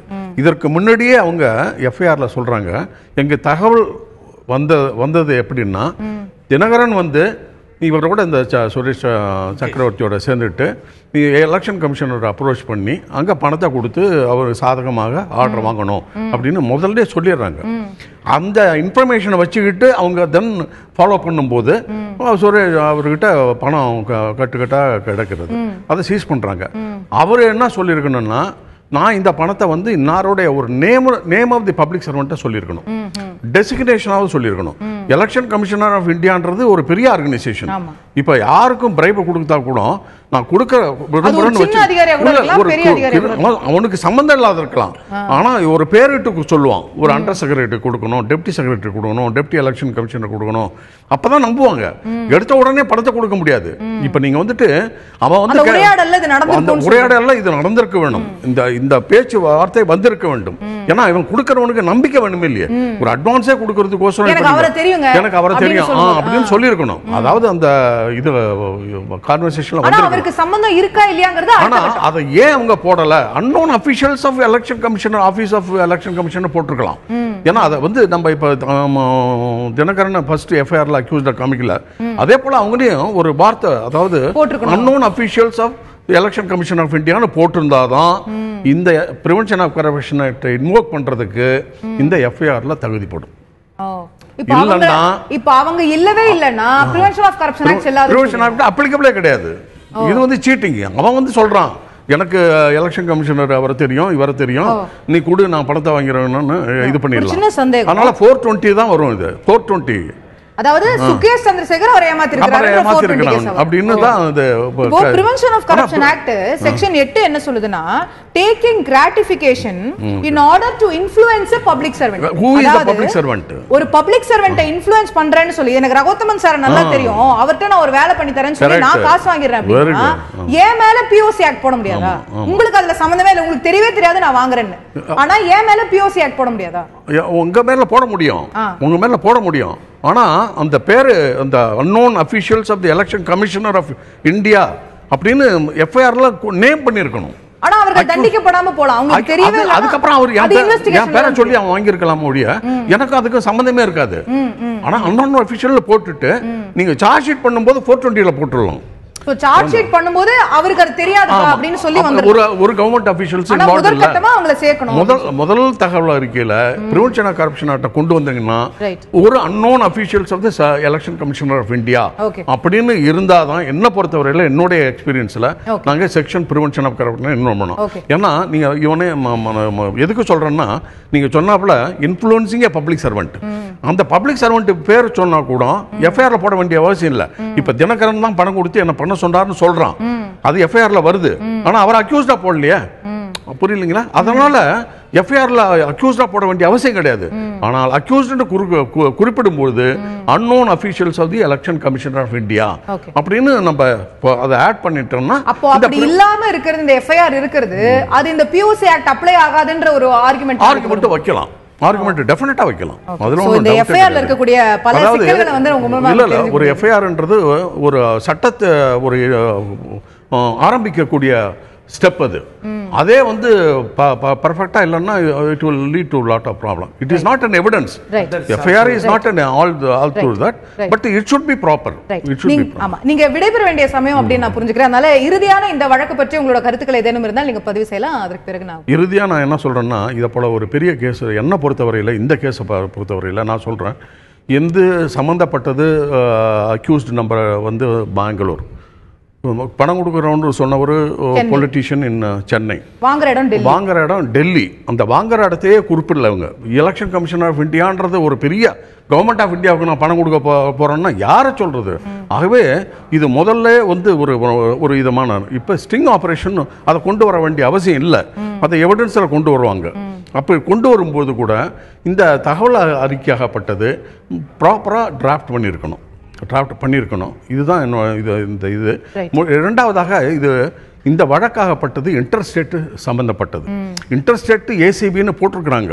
அவர் தான் ஏசிபி இன்டர்ஸ்டேட்.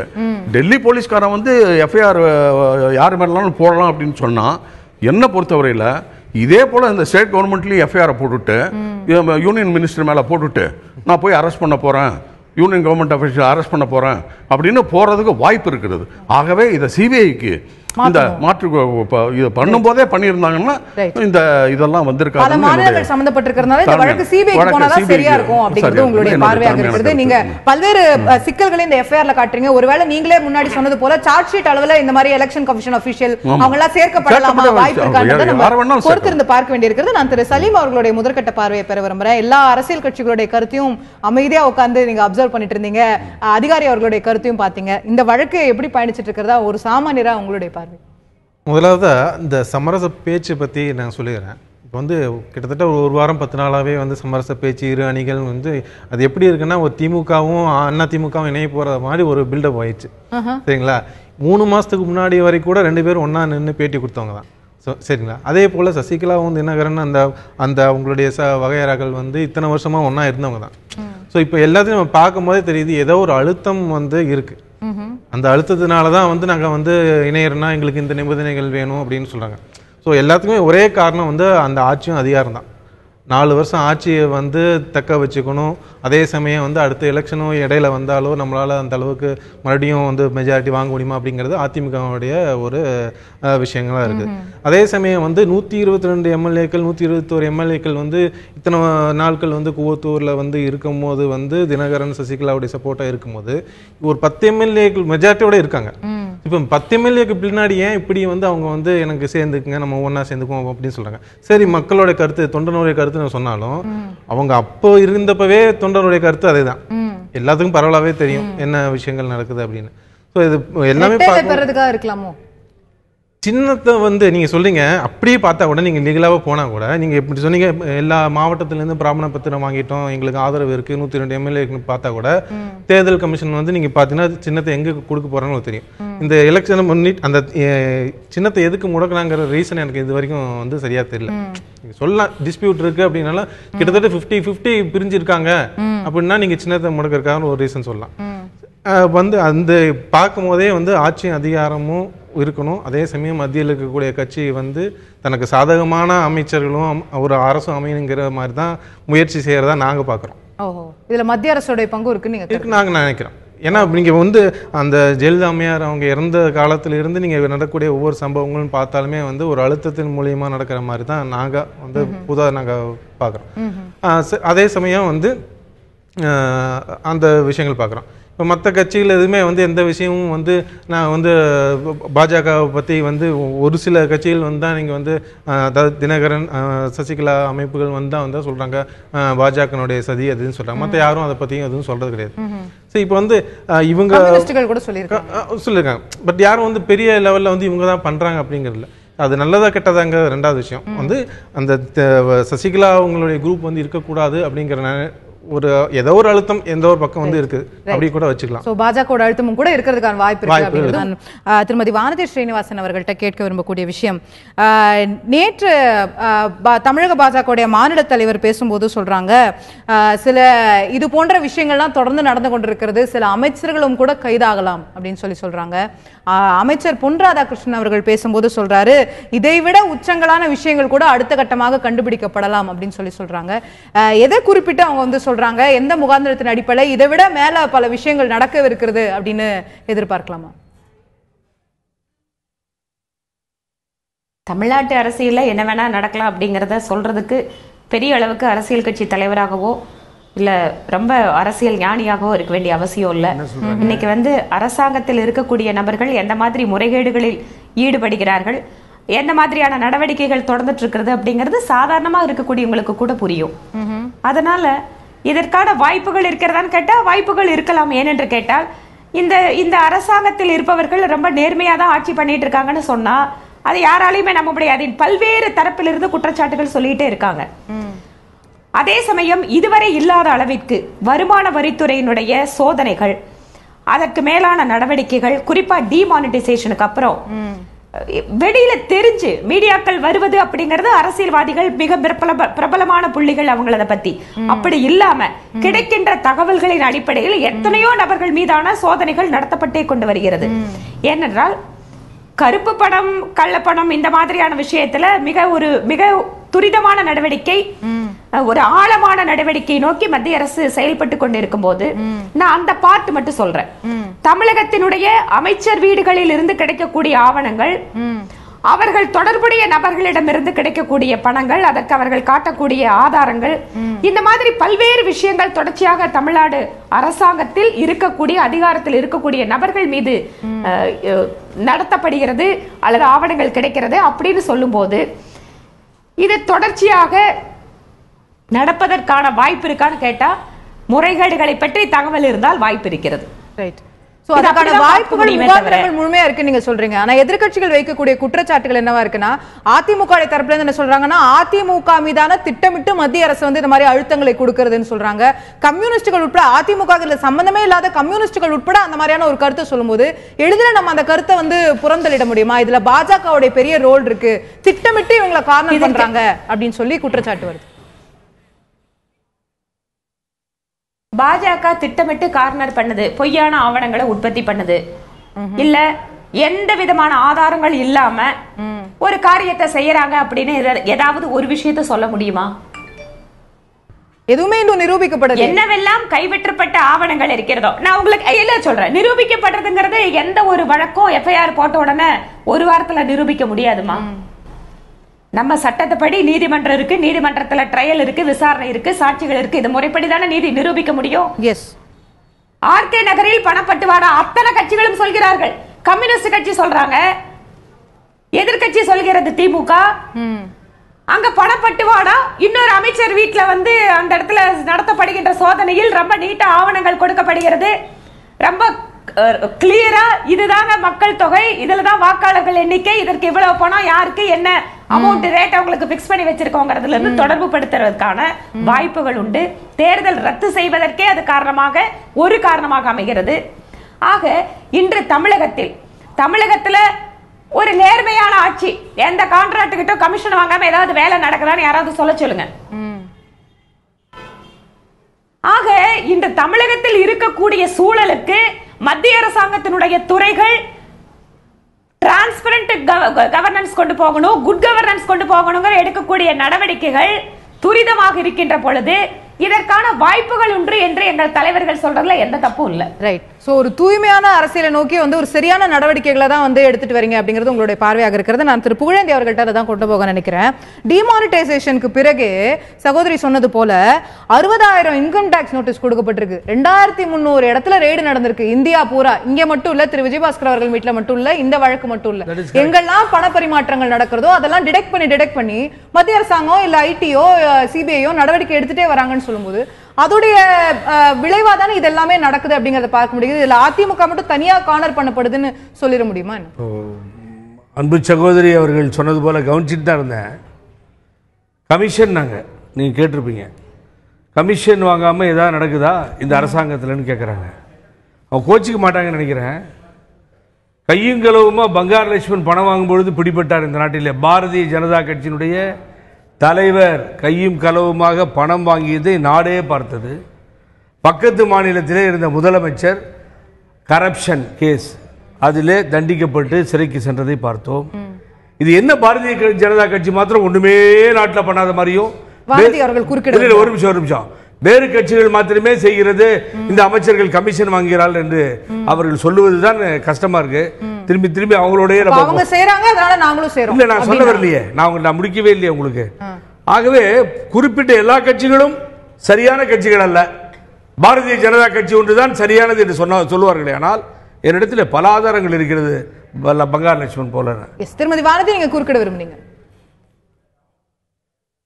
திரு பங்காரு லட்சுமணன் அவர்கள் உடனடியாக தலைவர் பதவியிலிருந்து மாற்றப்பட்டு அவர் மீதான குற்ற வழக்கு விசாரிக்கப்பட்டு தண்டனை அடைந்ததுக்கு பின்னால் அதுல எந்தவித சமரசத்தும் அவரை காப்பாற்றுறதுக்காக எந்த முயற்சியும் பண்ணலீங்க பாஜக. திரு எடியூரப்பா அவர்கள் மீதான குற்றச்சாட்டை கூட அவர் நேரடியாக நீதிமன்றத்துல சந்தித்து விட்டு அந்த வழக்குகள் எல்லாம் ஏதோ ஆதாரம் இல்லைன்னு இன்னைக்கு வெளியில வந்திருக்காரு. அதனால தயவு செய்து சகோதரர் புகழேந்தி அவரோட வார்த்தைகளை கவனமா பயன்படுத்தட்டும். நீங்க யோகியம் இல்ல, அதனால மத்த கட்சிகளை சொல்ல நீங்க உங்களுக்கு எந்த அருகதை இல்லைங்கிற மாதிரி எடுத்துட்டு போனீங்கன்னு சொன்னா அப்ப நான் சொல்ற குற்றச்சாட்டு உண்மையை நீங்க ஒத்துக்கிறேன்னு அர்த்தம். அதாவது நான் பேசலாமா? நான் என்ன சொல்ல வரேன்னா, நீங்க பேசிட்டு இருக்க வரைக்கும் நான் கேட்டுட்டு தான் இருந்தேன். எப்பொழுது கமிஷன் இதெல்லாம் ஊழல் அப்படின்னு நீங்க ஸ்டார்ட் பண்றப்போ then I have to give the reply. I am from the ruling பார்ட்டியில் உட்கார்ந்துருக்க ஒரு பொறுப்புல இருக்க ஆளா இருக்கு, அதுக்கு பதில் சொல்லி தானே உங்களுக்கு ஆகும். என்னுடைய மூல கேள்வி என்னவா இருந்ததுன்னா, இதுல அதிமுக மட்டும் கார்னர் பண்ணப்படுது அப்படிங்கிறதுக்கான என்ன இருக்கு? தொடர் நடவடிக்கையா ஐடி டிபார்ட்மெண்ட்டும் மத்தவங்களும் செஞ்சுட்டு இருக்கிறது தானே. செய்யட்டும்ன்ற வேணான்னு சொல்ல உங்களுடைய தரப்புல தான் அந்த குற்றச்சாட்டு வருது. பாஜக சதி செய்கிறது, பாஜக எங்க கட்சியை உடைக்க பாக்குறது, இல்ல எங்க மேல அழுத்தம் கொடுக்க பாக்குறது அப்படின்னு. இப்படி அன்பு சகோதரர் பேசும்போது சொன்னார் அது ஏதோ ஒரு அழுத்தம் இருக்கிறது என்று. பொதுவான அவரது கருத்துக்கள் ஒரு சாமானியரா ஒரு சந்தேகத்தை வெளிப்படுத்த அவங்களுடைய கருத்துக்கள் தான் மோர் தென் தி இம்பார்ட்டன்ட். தி பொலிட்டீஷியனை விட more than the importance who is having like the சாமானியர்கள் பொதுமக்கள். இந்த பொதுமக்களுடைய கருத்தை தான் அவர் பிரதிபலித்தார். அதை தான் சொன்னாரு அழுத்தம் இருக்கிறது என்று சொல்லி. ஆகவே இது வழக்கு மன்றத்தில் சகோதரி சொன்னது போல டிடிவி தினகரன் அவர்களும் நிரூபிப்பார். இது குவாஷ் ஆகிறதுக்கு வாய்ப்புகள் இருக்கு. நாங்களும் நிரூபித்து வெளியிலே வருவோம், தயாராக இருக்கோம். ஓகே, நீதிமன்றத்தில் சந்திக்கிறோம் அப்படின்னு சொல்றீங்க. நான் மூத்த பத்திரிகையாளர் திரு ரமேஷ் அவர்கள் இந்த நிகழ்ச்சி இந்த பகுதியில் நம்முடைய இணைகிறார். உங்களை அன்போடு வரவேற்கின்றேன். இந்த ஒட்டுமொத்த நிகழ்வையும் ஒரு பத்திரிகையாளராக வெளியில இருந்து அப்சர்வ் பண்றாரு, நீங்க எப்படி பார்க்கறீங்க? ஒரு கைது நடக்கிறது நேற்று நள்ளிரவுல. இன்று காலை சசிகலா அவர்களுடைய பேனர்கள் அதிமுக தலைமை அலுவலகத்திலிருந்து அகற்றப்படுகின்றன. இந்த பேச்சுவார்த்தை, இந்த கட்சி இணைப்புங்கிறது அடுத்த கட்டத்துக்கு போவதற்கான ஒரு சூழ்நிலை இந்த கைதினால ஏற்பட்டிருக்குன்னு நினைக்கிறீங்களா? இந்த ஒட்டுமொத்த அரசியல் சூழலை நீங்க எப்படி பார்க்கறீங்க? இல்ல, கைது நடவடிக்கைக்கும் பேனர் அகற்றத்துக்கும் சம்பந்தம் இருப்பதாக நான் நினைக்கல.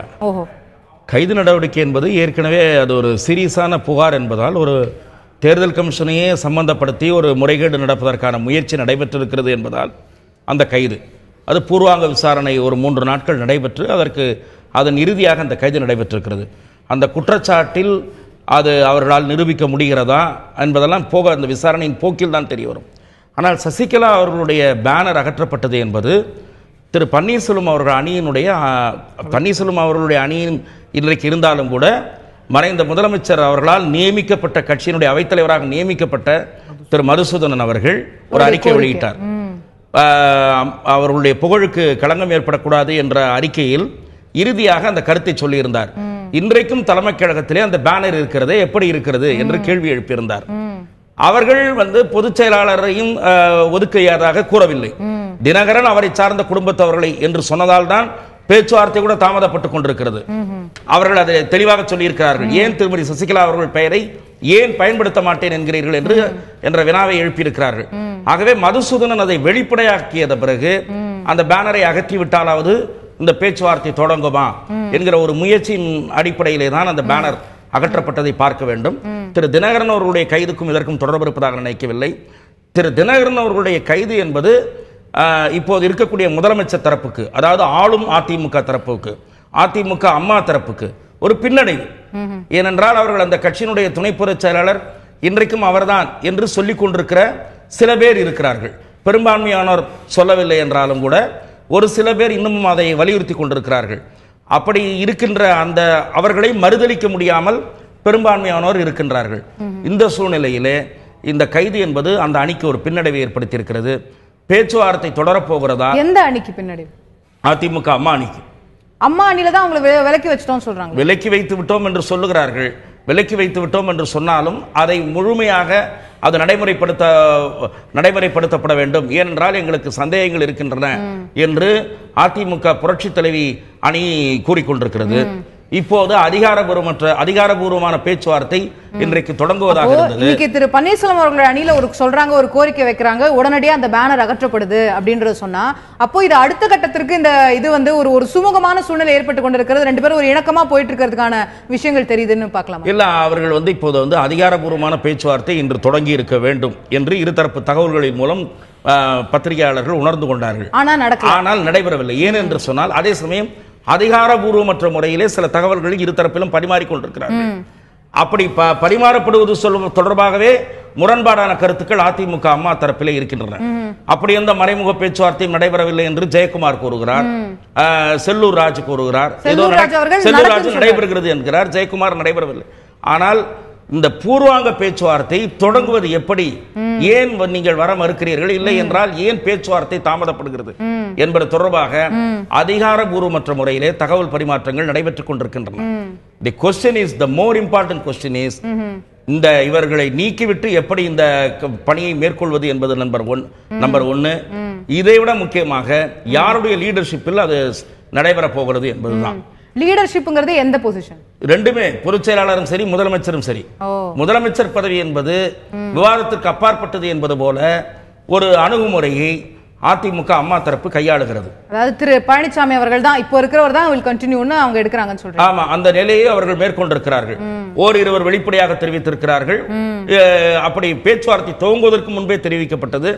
அது ஒரு ஸ்டம்பிளிங் பிளாக்காக இருக்கிறது என்றுதான் எங்களை போன்றவர்கள் கருதுகிறோம். சட்டமன்ற உறுப்பினர் திரு முருகுமாறன் அவர்கள்ட்ட எடுத்துட்டு போகணும்னு நினைக்கிறேன்.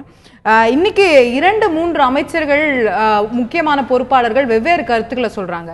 செல்லூர் ராஜு அவர்கள் சொல்றாரு மறைமுகமா பேச்சுவார்த்தை நடந்துட்டு இருக்கு. ஜெயக்குமார் அவர்கள் சொல்றாரு எந்த மறைமுகமும் இல்லை, எல்லாம் வெளிப்படையா தான் நடக்கும்னு சொல்றாரு. வைத்திலிங்கம் அவர்கள் சொல்றாரு இனிமேதான் நாங்க பேச்சுவார்த்தைக்கு போக போறோம், இப்பதான் அந்த அணி ஒத்துக்கிட்டு இருக்காங்க அப்படின்னு சொல்றாரு. இப்போ மாறி மாறி இது போன்ற குழப்பமான கருத்துக்கள் வருதா தெரியலையா? இல்லை மேடம், கழகத்தினுடைய அமைப்புச் செயலாளரும் நாடாளுமன்ற உறுப்பினரும் செய்தி தொடர்பாளரும் அனைத்து இந்திய அண்ணா திராவிட முன்னேற்றக் கழக அம்மா அணியினுடைய பேச்சுவார்த்தை குழுவினுடைய தலைவருமான மரியாதைக்குரிய திரு ஆர் வைத்திலிங்கம் அவர்கள் சொல்லுகிற கருத்து தான் சரியான கருத்து. காரணம், அவர்தான் பேச்சுவார்த்தை நடத்துவதற்கான குழுவினுடைய தலைவர். அமைச்சர் பெருமக்களை பொறுத்தவரையில், நாடாளுமன்ற உறுப்பினர்கள் சட்டமன்ற உறுப்பினர்களை பொறுத்தவரையில் கோட்டைக்கு வருகின்ற பொழுது செய்தியாளர்கள் அவசரமாக ஒரு கேள்வியை கேட்கிறார்கள். அவர் போகிற போக்கிலே ஒரு பதிலை சொல்லுகிறார்கள்.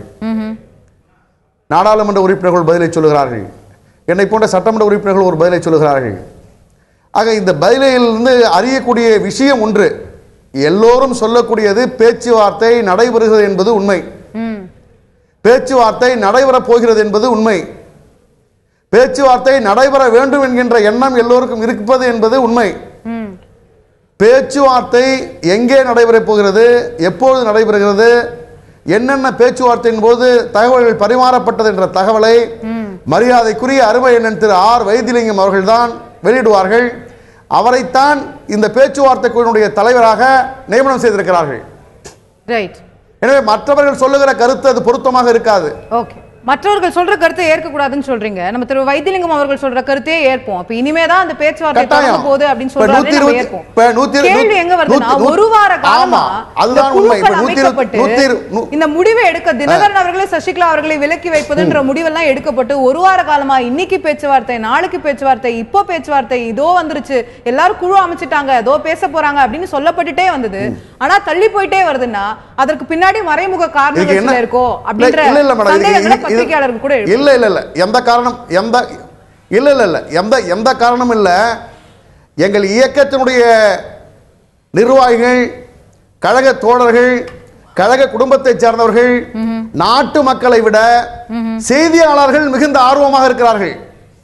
என்ன பேச்சுவார்த்தை நடக்கிறது என்று நம்முடைய ஊடகங்களிலே எப்படி வெளியிடலாம் என்று போட்டி போட்டுக் கொண்டிருக்கிற காரணத்தினால் அவர்கள் வரக்கூடிய அமைச்சர்களிடத்திலே, வரக்கூடிய சட்டமன்ற உறுப்பினர்களிடத்திலே, வரக்கூடிய நாடாளுமன்ற உறுப்பினர்களிடத்திலே, வரக்கூடிய தலைமை கழகத்துடைய நிர்வாகிகளிடத்திலே ஒரு செய்தியை கேட்டு அந்த செய்தியை ஒளிபரப்பிக் கொண்டிருக்கிறார்கள்.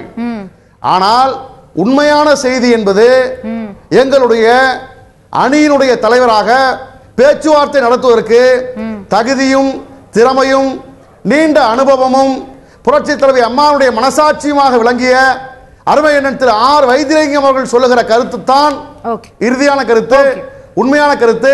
அவர் எல்லோரிடத்திலும் கலந்து பேசி என்ன முடிவெடுக்கப்பட்டது என்பதை ஊடகங்களின் வாயிலாக தெரிவிப்பார். ஓகே, புரிஞ்சுக்கிட்டேன். நான் அடுத்த விஷயத்துக்கு போக விரும்புறேன். நேற்று திரு மதுசூதன் அவர்கள் கோரிக்கை வைக்கிறாரு பேனர்களை அகற்றணும்னு சொல்லி. இன்று உடனடியாக அது அகற்றப்படுது அப்படின்னு சொல்லும்போது திரு பன்னீர்செல்வம் அவர்களுடைய கோரிக்கை அந்த அணியோட கோரிக்கை ஏற்றுதான் செய்யப்பட்டிருக்குன்றது இயல்பா ஒரு புரிதலா இருக்கு. ஆனா இல்ல, நாங்க எடுத்த முடிவின்படியே முன்னாடியே செஞ்சிருக்கிறோம் அப்படின்றது உங்களுடைய பார்வையா இருக்கு. அது எப்படி புரிஞ்சுக்கிறது? படிப்படியாக மாண்புமிகு தமிழ்நாடு முதலமைச்சர் அவர்கள், தலைமை கழகத்தினுடைய நிர்வாகிகள், குழுவினுடைய பேச்சுவார்த்தைகளுடைய தலைவர்கள், மற்றவர்கள் அனைவரும் அமர்ந்து பேசி ஒட்டுமொத்தமாக முடிவெடுத்து படிப்படியாக பல்வேறு நடவடிக்கைகளை மேற்கொண்டு வருகிறார்கள். அந்த நடவடிக்கைகள் ஒன்றுதான் இன்றைய தினம் தலைமை கழகத்தில் இருக்கக்கூடிய பழைய பேனர்களை அகற்றிவிட்டு புதிய பேனர்களை வைப்பது என்பதான நிகழ்வு. நேற்று மதுசூதன் அவர்களுடைய கோரிக்கை, நேற்று நள்ளிரவுல கைது, இன்று காலை அகற்றம் சொல்லும் போது எல்லாம் இணைச்சுதானே பார்க்கப்படுது. அதான் காக்கா உட்கார்வதற்கும் பணம் விழுந்ததைப் போலவே மாயத்தோற்றத்தை ஊடகங்கள் ஏற்படுத்துகிறார்கள். எது எப்படியாக இருந்தாலும் அவர்கள் சொல்லக்கூடிய கருத்தை நாங்கள் மதிப்பளிக்கிறோம் என்று உங்கள் பார்வையில் வைத்துக் கொண்டாலும் கூட ஒரு இணக்கமான சூழ்நிலை உருவாகி கொண்டிருக்கிறது என்பது நாட்டு மக்களுக்கும் தெரியும், ஊடகங்களுக்கும் தெரியும். Right, okay.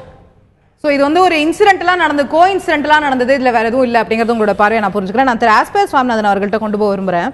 இன்னைக்கு திரு கே பி முனுசாமி அவர்கள் வந்து செய்தியாளர்களை சந்திக்கும் போது சொல்றாரு, சுமூகமாக முடியக்கூடிய சூழல் வரும்போது பேச்சுவார்த்தை நடக்கும் அப்படின்னு சொல்றாரு. உங்களோட கோரிக்கையெல்லாம் அடுத்த நாளே நிறைவேற்றப்படுது. அவங்க வந்து நீங்க தினகரன் அவர்களை விலக்கி வைக்கணும்னு கேட்டீங்க, விலக்கி வச்சுட்டாங்க. பேனர் அகற்றணும்னு கேட்டீங்க, அகற்றிட்டாங்க. அவங்க தொடர்ந்து சொல்லக்கூடியதை நாங்க கூப்பிட்டுட்டே இருக்கோம் பேச்சுவார்த்தைக்கு, திரு பன்னீர்செல்வம் அவர்கள் தரப்பு தான் வரவே மாட்டேங்குது அப்படின்னு. இப்போ உங்களுடைய இந்த கேள்விக்கும் முந்தின கேள்விக்கும் நிறைய கோரிலேஷன் இருக்கு. அமைச்சர் அண்ணன் செல்லூர் ராஜு ஒன்று கூறுகிறார்கள், மதிப்பிற்குரிய அண்ணன் திரு டி ஜெயக்குமார் அவர்கள் கம்ப்ளீட்லி டிஃப்ரெண்ட் 180 டிகிரிஸ்ல வேற ஏதோ சொல்றாங்க. எம்பி அண்ணன் வைத்திலிங்கம் அவர்கள் கம்ப்ளீட்டாக டிஃப்ரெண்ட் சொல்கிறாங்க. ஆரம்பத்திலிருந்து பேச்சுவார்த்தை இன்று வரை நடைபெறாததற்கு காரணமே இப்படிப்பட்ட முரண்பாடுகள் தான். ஒரு நாள் நடுராத்திரியில பேச்சுவார்த்தை நடக்கணும்ன்றதுல உடன்படுறாங்க. இல்ல, பேச்சுவார்த்தை ரகசியமா நடக்குது அப்படிங்கிறது is not a correct information. ஒன்று வெளிப்படையா நடக்கும்ங்கிறது இஸ் அ விஷ், இன்னும் ஆரம்பிக்கவே இல்லைங்கிறது ஃபேக்ட். சரிங்களா? ஆனா 3 பேரும் ஒரே டிவிக்கு தான் இந்த நியூஸை நான் இங்க உட்கார்ந்துருக்கும் போது இதே நான் தெரிஞ்சுக்கிறேன். இது இன்று மட்டும் அல்ல, ஒரு நாள் இரவு எல்லாரும் கூடி நாங்கள் அவர்களை விலக்கி விட்டோம் என்று கூறுகிறார்கள். விலக்கியாச்சுன்னா எல்லாரும் ஒரு மனதாக எடுத்த முடிவு என்றுதான் அதுக்கு அர்த்தம். அங்க இருந்த மினிஸ்டர்ஸே அடுத்த நாள் காலையில அவர் டிடிவி தினகரனை போய் வீட்டில் சந்திக்கிறாங்க. அம்மா இருந்த வரையில் ஒருவரை கட்சியில் இருந்தோ பதவியில் இருந்தோ நீக்கிவிட்டால் யாரும் அவரோடு எந்த தொடர்பும் வைத்துக் கொள்ள மாட்டார்கள். இதுதான் அண்ணா திமுகவுடைய மரபு. இது வந்து எல்லாருக்கும் தெரிஞ்ச ஒரு விஷயம். அப்படி இருக்கு. அடுத்த நாள் அண்ணன் கடம்பூர் ராஜு அவர்கள் சொல்றார், இன்னும் அவர் தான் துணை பொதுச் செயலாளர் அப்படின்ட்டு. இல்ல இருங்க, அப்ப நீங்க ஒதுக்கினீங்க அப்படின்னு சொல்றது உண்மை அல்லவே? நீங்க ஒரு பேப்பர்ல இல்லங்க, ஒரு பேப்பர்ல எப்படி நீக்க முடியும் நீங்க சொல்லுங்க. அப்ப நீங்க நீக்கல, அதுதானே உண்மை. எப்படி நீக்க முடியும்? அப்ப நீங்க நீக்கலங்கிறது தானே உண்மை. திரு பழனிசாமி அவர்கள், ஜெயக்குமார் அவர்கள் இவங்க எல்லாம் சேர்ந்து நீங்க பேசுறது லீகாலிட்டி, நான் பேசுறது பிராக்டிகாலிட்டி. அதோட வித்தியாசத்தை அவங்க லீகலா இப்ப என்ன செய்ய முடியுமோ அதை செஞ்சிருக்காங்க. அவங்களால லீகலா எதுவுமே செய்யப்படவில்லை. லீகலாக எதுவுமே செய்யப்படவில்லை. முடியும் லீகலா எதுவுமே செய்யப்படவில்லை. பழனிசாமி அவர்கள், திரு தம்பிதுரை அவர்கள், திரு ஜெயக்குமார் அவர்கள் இவங்க எல்லாம் சேர்ந்து லீகலா ஒரு மனதாக முடிவு எடுக்கலைங்க. ஒரு மனதாக முடிவு எடுக்கப்பட்டது என்று சொன்னால் அவரோட எந்த விதமான தொடர்புமே இருக்க கூடாது இல்லையா? நம்பர் 1 செஞ்சிருக்கணும் நீங்க சொல்லுங்க. போய் லீகலா எப்படி நீக்க இல்லங்க. ஒரே கவுன்சில் ஆஃப் மினிஸ்டர்ஸ் ஒட்டுமொத்தமா வந்து பேட்டி கொடுக்குறாங்க, நாங்க எல்லாம் ஒட்டுமொத்தமா அவரை நீக்கிட்டோம், இனிமேல் கட்சிக்கு அவருக்கும் எந்த தொடர்பும் இல்ல அப்படின்றதுல ஆரம்பிச்சு அடுத்த நாளே போய் அவரை அண்ணன் தங்க தமிழ் செல்வன் முதற்கொண்டு கடம்பூர் ராஜு முதற்கொண்டு எல்லாரும் போய் பார்த்துட்டு வர்றாங்க. இல்ல இவர் வந்து பேட்டி கொடுக்குறாரு, அவர்தான் இன்னும் துணை பொதுச் செயலாளர் அப்படின்னு சொல்லிட்டு கரெக்டுங்க. அதனால அவருடைய வழிகாட்டுதல்ல தான் எல்லாமே நடந்துட்டு இருக்கு அப்படிங்கறது அடுத்தது சொல்றாங்க. அப்படின்றது உங்களோட சந்தேகமா இருந்தா நான் என்ன சொல்றேன், இப்ப அவரை நீக்கணும் இல்லையா? சசிகலா அவர்களையும் தினகரன் அவர்களையும் கட்சியை விட்டு நீக்கணும், பதவி விட்டு நீக்கணும். எப்படி நீக்கிறது சட்டப்படி வழி சொல்லுங்க. இல்ல சட்டப்படி இல்லங்க, சசிகலா அவர்களுடைய நியமனமே தவறு என்பதுதான் எங்களுடைய கூற்று. அப்போ அது எலெக்ஷன் கமிஷன்ல வரணும். ஒண்ணு அங்க போய் தீர்ப்பு வரட்டும். இல்ல தீர்ப்பு வரட்டும், ஒண்ணும் தப்பே இல்லையே. ஆர் எந்த பொதுக்குழு செயற்குழு மூலமாக நீங்கள் அவர்களை நியமித்தீர்களோ அதை கூட்டுங்க. 3 days நோட்டீஸ்ல கூப்பிடலாம், 7 days நோட்டீஸ்ல கூப்பிடலாம். 1/5 ஆஃப் தி பார்ட்டியோட ஜெனரல் கவுன்சில் மெம்பர்ஸ் பொதுக்குழுல இருக்கக்கூடிய உறுப்பினர்களில் 1/5 பங்கு உறுப்பினர்கள் இணைந்து ஒரு கடிதத்தை எழுதி பொதுக்குழுவை உடனடியா கூட்டணும்னு கேட்டாங்கன்னா உடனடியா கூட்டியாகணும். கூட்டணும், அது அவங்க தான் பண்ணணும். நீங்க பண்ணலாமே. இல்ல நாங்க எப்படிங்க பண்ண முடியாது? நாங்க என்ன பண்ண முடியும்?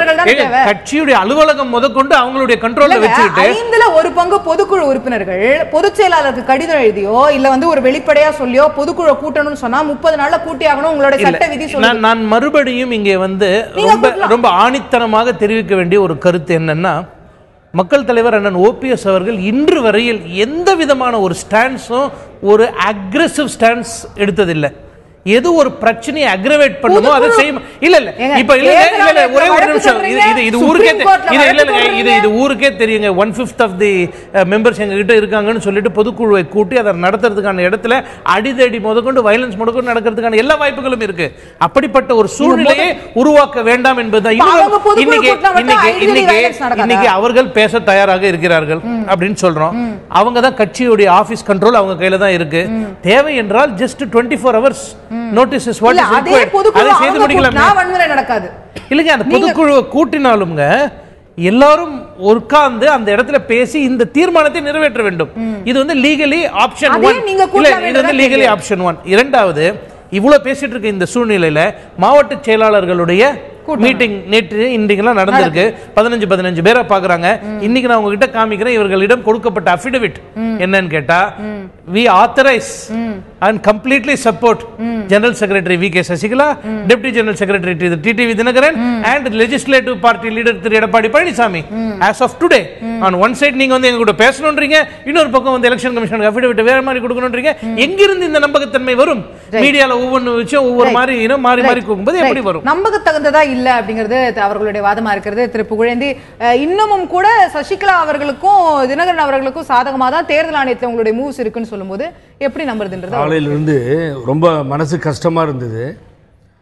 காலையிலே நான் அருமைக்குரிய அன்பு சகோதரர் தங்க தமிழ் செல்வன் அம்மாக்காக ராஜினாமா பண்ண தொகுதியை கொடுத்தாரு. வெற்றிவேலு அது மாதிரி ராஜினாமா பண்ணி கொடுத்தாங்க. ஒரு 4-5 பேர் சேர்ந்து பேசுகிறோம், நம்ம நண்பர்கள் மாதிரி மற்றவங்க. இப்போ முருகுமாறன் சொன்னது எனக்கு மகிழ்ச்சி அளிக்கிறது. என்னன்னு கேட்டிங்கன்னா, தம்பி முருகுமாறன் கிளியராக சொல்கிறாரு, காக்கா உட்காரத்துக்கும் பணம் பட கீழே விழுந்த கதையா, அந்த பேனர்கள் அகற்றப்பட்டது திரும்பவும் வைக்கப்படுவதற்காக என்று சொன்னார்கள். இப்போதான் எனக்கு சமாதானமா இருக்கு. அவர் சொன்ன அப்படிதான் சொன்னார். திரும்ப வைக்கப்படுறதுக்காக ஏற்கனவே எடுத்த முடிவுன்னு சொல்றாங்க. அப்படின்னா எப்படி பாருங்க, இந்த பேனர் இது நமது மாலை பத்திரிகை, அதில் வந்திருக்க இது எவ்வளோ வேதனையாக இருக்குன்னா, பேனர் அகற்றப்பட்டது அவர்கள் பேனர் பொதுச்செயலாளர் பேனர் மாத்திரம் அல்ல. இந்த பேனருக்கு மேலே இருப்பது நாங்கள் போற்றி வணங்கக்கூடிய புரட்சி தலைவி அம்மா. அதை அகற்றிட்டு ஜெயலலிதா அவர்கள் மட்டும் இருக்கிற பேனரை வச்சிருக்காங்க. என்ன கம்ப்ளீட் பண்ற பாருங்க, எப்படி கீழே போட்டிருக்காங்க. அதுதான் இந்த பேப்பரை நான் எடுத்துட்டு அதை கட் பண்ணி அகற்ற முடியுமா? எது கட் பண்ணி அவர்களை மட்டும் அகற்ற முடியுமா? அங்கிருந்து தனித்தனியா பிரிக்க முடியாது. அததான் நாங்களும் சொல்லிட்டு இருக்கோம், எங்களை பிரிக்க முடியாது. நீங்க சொல்லி கட் பண்ணவே முடியாது. இவ்வளவு நேரம் லீகலா நீங்க சொல்லிட்டு இருந்தீங்க கட் பண்ண முடியாதுன்னு. அததான் நானும் சொல்லிட்டு இருக்கேன், கட் பண்ண முடியாதுன்னு சொல்லி. அதை எடுத்துட்டு ஜெயலலிதா அவர்களை வைக்காம இருந்தாங்க அப்படின்னா நீங்க கேட்கலாம். ஜெயலலிதா அவர்களை படுத்து வச்சிருக்காங்கல்ல. இதை அகற்றுவது என்பது நான் தெரியாமல் கேட்கிறேன், எனது மன நாளங்களில் இருப்பது, உள்ளங்களில் இருக்க அடித்தளத்திலிருந்து கேட்கிறேன். ஒரு அவைத்தலைவர் பொறுப்பை கொடுத்திருக்கிறார்கள் கட்சி பொதுச் செயலாளர், ஒரு பொருளாளர் பொறுப்பை கொடுத்திருக்கிறார்கள் புதிதாக. இப்படி ஒரு தமிழ்நாடு சிறப்பு பிரதிநிதியாக ஒரு பொறுப்பு வழங்கப்பட்டிருக்கிறது. பல அமைப்பு செயலாளர்கள் இங்கே நியமனம் செய்யப்பட்டிருக்கிறார்கள். இதற்கெல்லாம் பரிசாக இந்த பேனர் பறிக்கப்படுகிறதா? என்ன காரணம் சொல்லுங்கள். அது பறிக்கப்பட்டிருக்க கூடாதுன்றது உங்களுடைய பார்வையா இருக்கு. வேதனைக்குரிய விஷயம். ஓகே, உங்களுடைய வேதனை நீங்க பதிவு செய்றீங்க. நான் நிகழ்ச்சி முடிக்க வேண்டிய தருவாயில இருக்கிறேன். நான் திரு சலீம் அவர்களுடைய இறுதியான சுருக்கமான பார்வை தரேன். இந்த சமரச பேச்சு எப்போ ஆரம்பிக்கும்னு தெரியல, அது எப்போ முடியும்னு தெரியல. பட் அதுக்கு பின்னாடி மக்களோட பிரச்சனை பல விஷயங்கள் இருக்கு. டாஸ்மாக் கடை 1000 கடை மூடிட்டாங்கன்னா அந்த வருமான இழப்பு என்ன செய்ய போறாங்கிறதுக்கு பதில் இல்லை. விவசாய பிரச்சனைக்கு நீங்க வந்து டைம் வாங்கியிருக்கீங்க, அதுக்குள்ள என்ன சொல்யூஷன்ஸ் பண்ண போறீங்கன்னு தெரியல. இப்போ நீட்டு பிரச்சனை வந்திருக்கு, அதுக்கு என்ன முடிவு எடுக்க போறீங்கன்னு தெரியல. இதெல்லாம் தாண்டி மக்கள் பிரச்சனை இவ்வளவு இருக்கு. இது எப்போ ஆரம்பிக்கும், எப்போ ஒண்ணு சீக்கிரம் ஆரம்பிச்சு சீக்கிரம் முடியணும், இல்ல வேற ஏதாவது முடிவு எடுத்து ஒண்ணு கழிச்சு எலெக்ஷன் வைக்கணும். இதுதான் வந்து மக்களோட விருப்பமா இருக்குது. குறைந்தபட்சம் தேர்தலாவது வச்சிருங்க, நாங்க பாத்துக்கிறோம். ரைட். சோ அதுதான் மக்களுடைய ஒரு விருப்பமா கூட இருக்கு அப்படின்றது நீங்க உங்களுடைய பார்வையா இருக்கிறது. திரு ரமேஷ், உங்களுடைய இறுதியான பார்வை. இந்த பேச்சுவார்த்தை என்பது இருதரப்பிலும் விட்டுக் கொடுக்க வேண்டும் என்ற கருத்து சிலரால் முன்வைக்கப்படுகிறது. எதை விட்டுக் கொடுப்பது என்பதில் தான் இப்போது சிக்கல் நீடித்துக் கொண்டிருக்கிறது. இப்போது திரு பன்னீர்செல்வம் அதிமுக புரட்சி தலைவி அணியைச் சேர்ந்த முன்னாள் முதலமைச்சர் பன்னீர்செல்வம் தரப்பினர் ஒரு கருத்தை சுட்டிக்காட்டுகிறார்கள். எப்படிப்பட்ட சிக்கல்கள் இருக்கின்றன என்று திரு சாமிநாதன் அவர்கள் குறிப்பிட்டதை போல தற்போது மாவட்ட செயலாளர்கள் கூட்டத்திலே தேர்தல் கமிஷனிலே பிரமாண பத்திரம் தாக்கல் செய்வதை பற்றி பேசப்பட்டுக் கொண்டிருக்கிறது. இதே மாவட்ட செயலாளர்கள் கூட்டத்திலே நான் சொல்வது பன்னீர்செல்வம் தரப்பினர் கூறுகிற ஒரு வாதம். இதே மாவட்ட செயலாளர்கள் கூட்டத்திலே ஏற்கனவே அமைச்சர்கள் கூட்டாக அறிவித்தார்களே, அதை ஒரு தீர்மானமாக நிறைவேற்றலாம் என்று சுட்டிக்காட்டுகிறார்கள். திருமதி சசிகலா அவர்களும் திரு டிடிவி தினகரன் அவர்களும் கழக ஒற்றுமை கருதி அவர்கள் பொறுப்புகளில் இருந்து விலகிக் கொள்ள வேண்டும், ஒதுங்கிக் கொள்ள வேண்டும் என்று இந்த கூட்டம் கேட்டுக்கொள்கிறது என்று தீர்மானம் நிறைவேற்றலாமே என்கிற ஒரு கேள்வி இந்த தரப்பினரால் எழுப்பப்படுகிறது. இப்படிப்பட்ட சிக்கல்களை எல்லாம் கடந்து போக வேண்டும், இதையெல்லாம் நேரிலே வாருங்கள் பேசிக்கொள்ளலாம் என்று அவர்கள் அழைக்கிறார்கள். அப்படி சொல்லும் போதே 122 பேர் இந்த பக்கம் இருக்கிறோம், என்ற அந்த பேச்சும் துணியும் சில நேரங்களிலே ஒலிக்கிறது.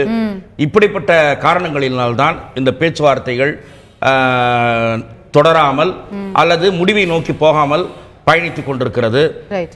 தலைமை பொறுப்பு தொடர்பான கேள்வி முதன்மை சிக்கலாக இருக்கிறது. ஆகவே இது விரைவாக முடிவதற்கான சாத்தியக்கூறுகள் தென்படவில்லை. ரைட். சோ இது இந்த இழுபறி தொடர்ந்து கொண்டே தான் இருக்குமா அப்படிங்கிறது தான் உங்களுடைய பார்வையாக இருக்கிறது. இதை சீக்கிரமா முடிச்சிருங்க அப்படிங்கிறது திரு சலீம் அவர்களுடைய பார்வையாக இருக்கிறது. இதுல எது நடக்க போகிறது என்பதை நாம் பொறுத்திருந்து பார்க்க வேண்டி இருக்கிறது. நேயர்களே, சசிகலா அவர்களும் தினகரன் அவர்களும் தற்போது பேனரில் இருந்து அகற்றப்பட்டிருக்கிறார்கள். ஆனால் கட்சியில் இருந்து ஒட்டுமொத்தமாக அகற்றப்பட வேண்டும் என்பது திரு பன்னீர்செல்வம் அவர்களுடைய தரப்பு கோரிக்கையாக இருக்கிறது. அப்படி ஒட்டுமொத்தமாக அகற்றக்கூடிய அதிகாரம் அதிமுகவில் யாருக்கேனும் அவர்களுடைய சட்டப்படி இருக்கிறதா என்றது மிகப்பெரிய கேள்விக்குறியாக இருக்கிறது. பொதுக்குழுவால் செய்ய முடியுமா, வேற யாரால் செய்ய முடியும் என்பது சட்ட ரீதியான பல ஆலோசனைகளை பெற வேண்டிய விஷயமாக இருக்கிறது. தேர்தல் ஆணையத்தின் கையில் தான் இந்த அத்தனை விஷயங்களும் சிக்கிக் கொண்டிருக்கிறதா, பொதுச் செயலாளருடைய நியமனம் செல்லுமா செல்லாதா என்று தேர்தல் ஆணையம் கொடுக்கக்கூடிய முடிவில் தான் இந்த இழுபறிகளோ இந்த அணிகளுடைய அடுத்த கட்ட நகர்வோ அடங்கி இருக்கிறதா, அப்போது தேர்தல் ஆணையத்துடைய the ball is in the election commission's court அப்படிங்கிற மீண்டும் ஒரு நிலை ஏற்பட்டிருக்கிறதா என்பதையும் நாம் பார்க்க வேண்டியிருக்கிறது. பொறுத்திருந்து பார்ப்போம் நேயர்களே, இந்த இழுபறி எத்தனை நாள் தொடரப் போகிறது என்று. இந்த நிகழ்ச்சியில் கலந்து கொண்டு கருத்துக்களை தெரிவித்த அனைத்து விருந்தினர்களுக்கும் நெஞ்சார்ந்த நன்றி. பார்த்த உங்களுக்கும் நன்றி நேயர்களே. தொடர்ந்து இணைந்திருங்கள் தந்தி தொலைக்காட்சி.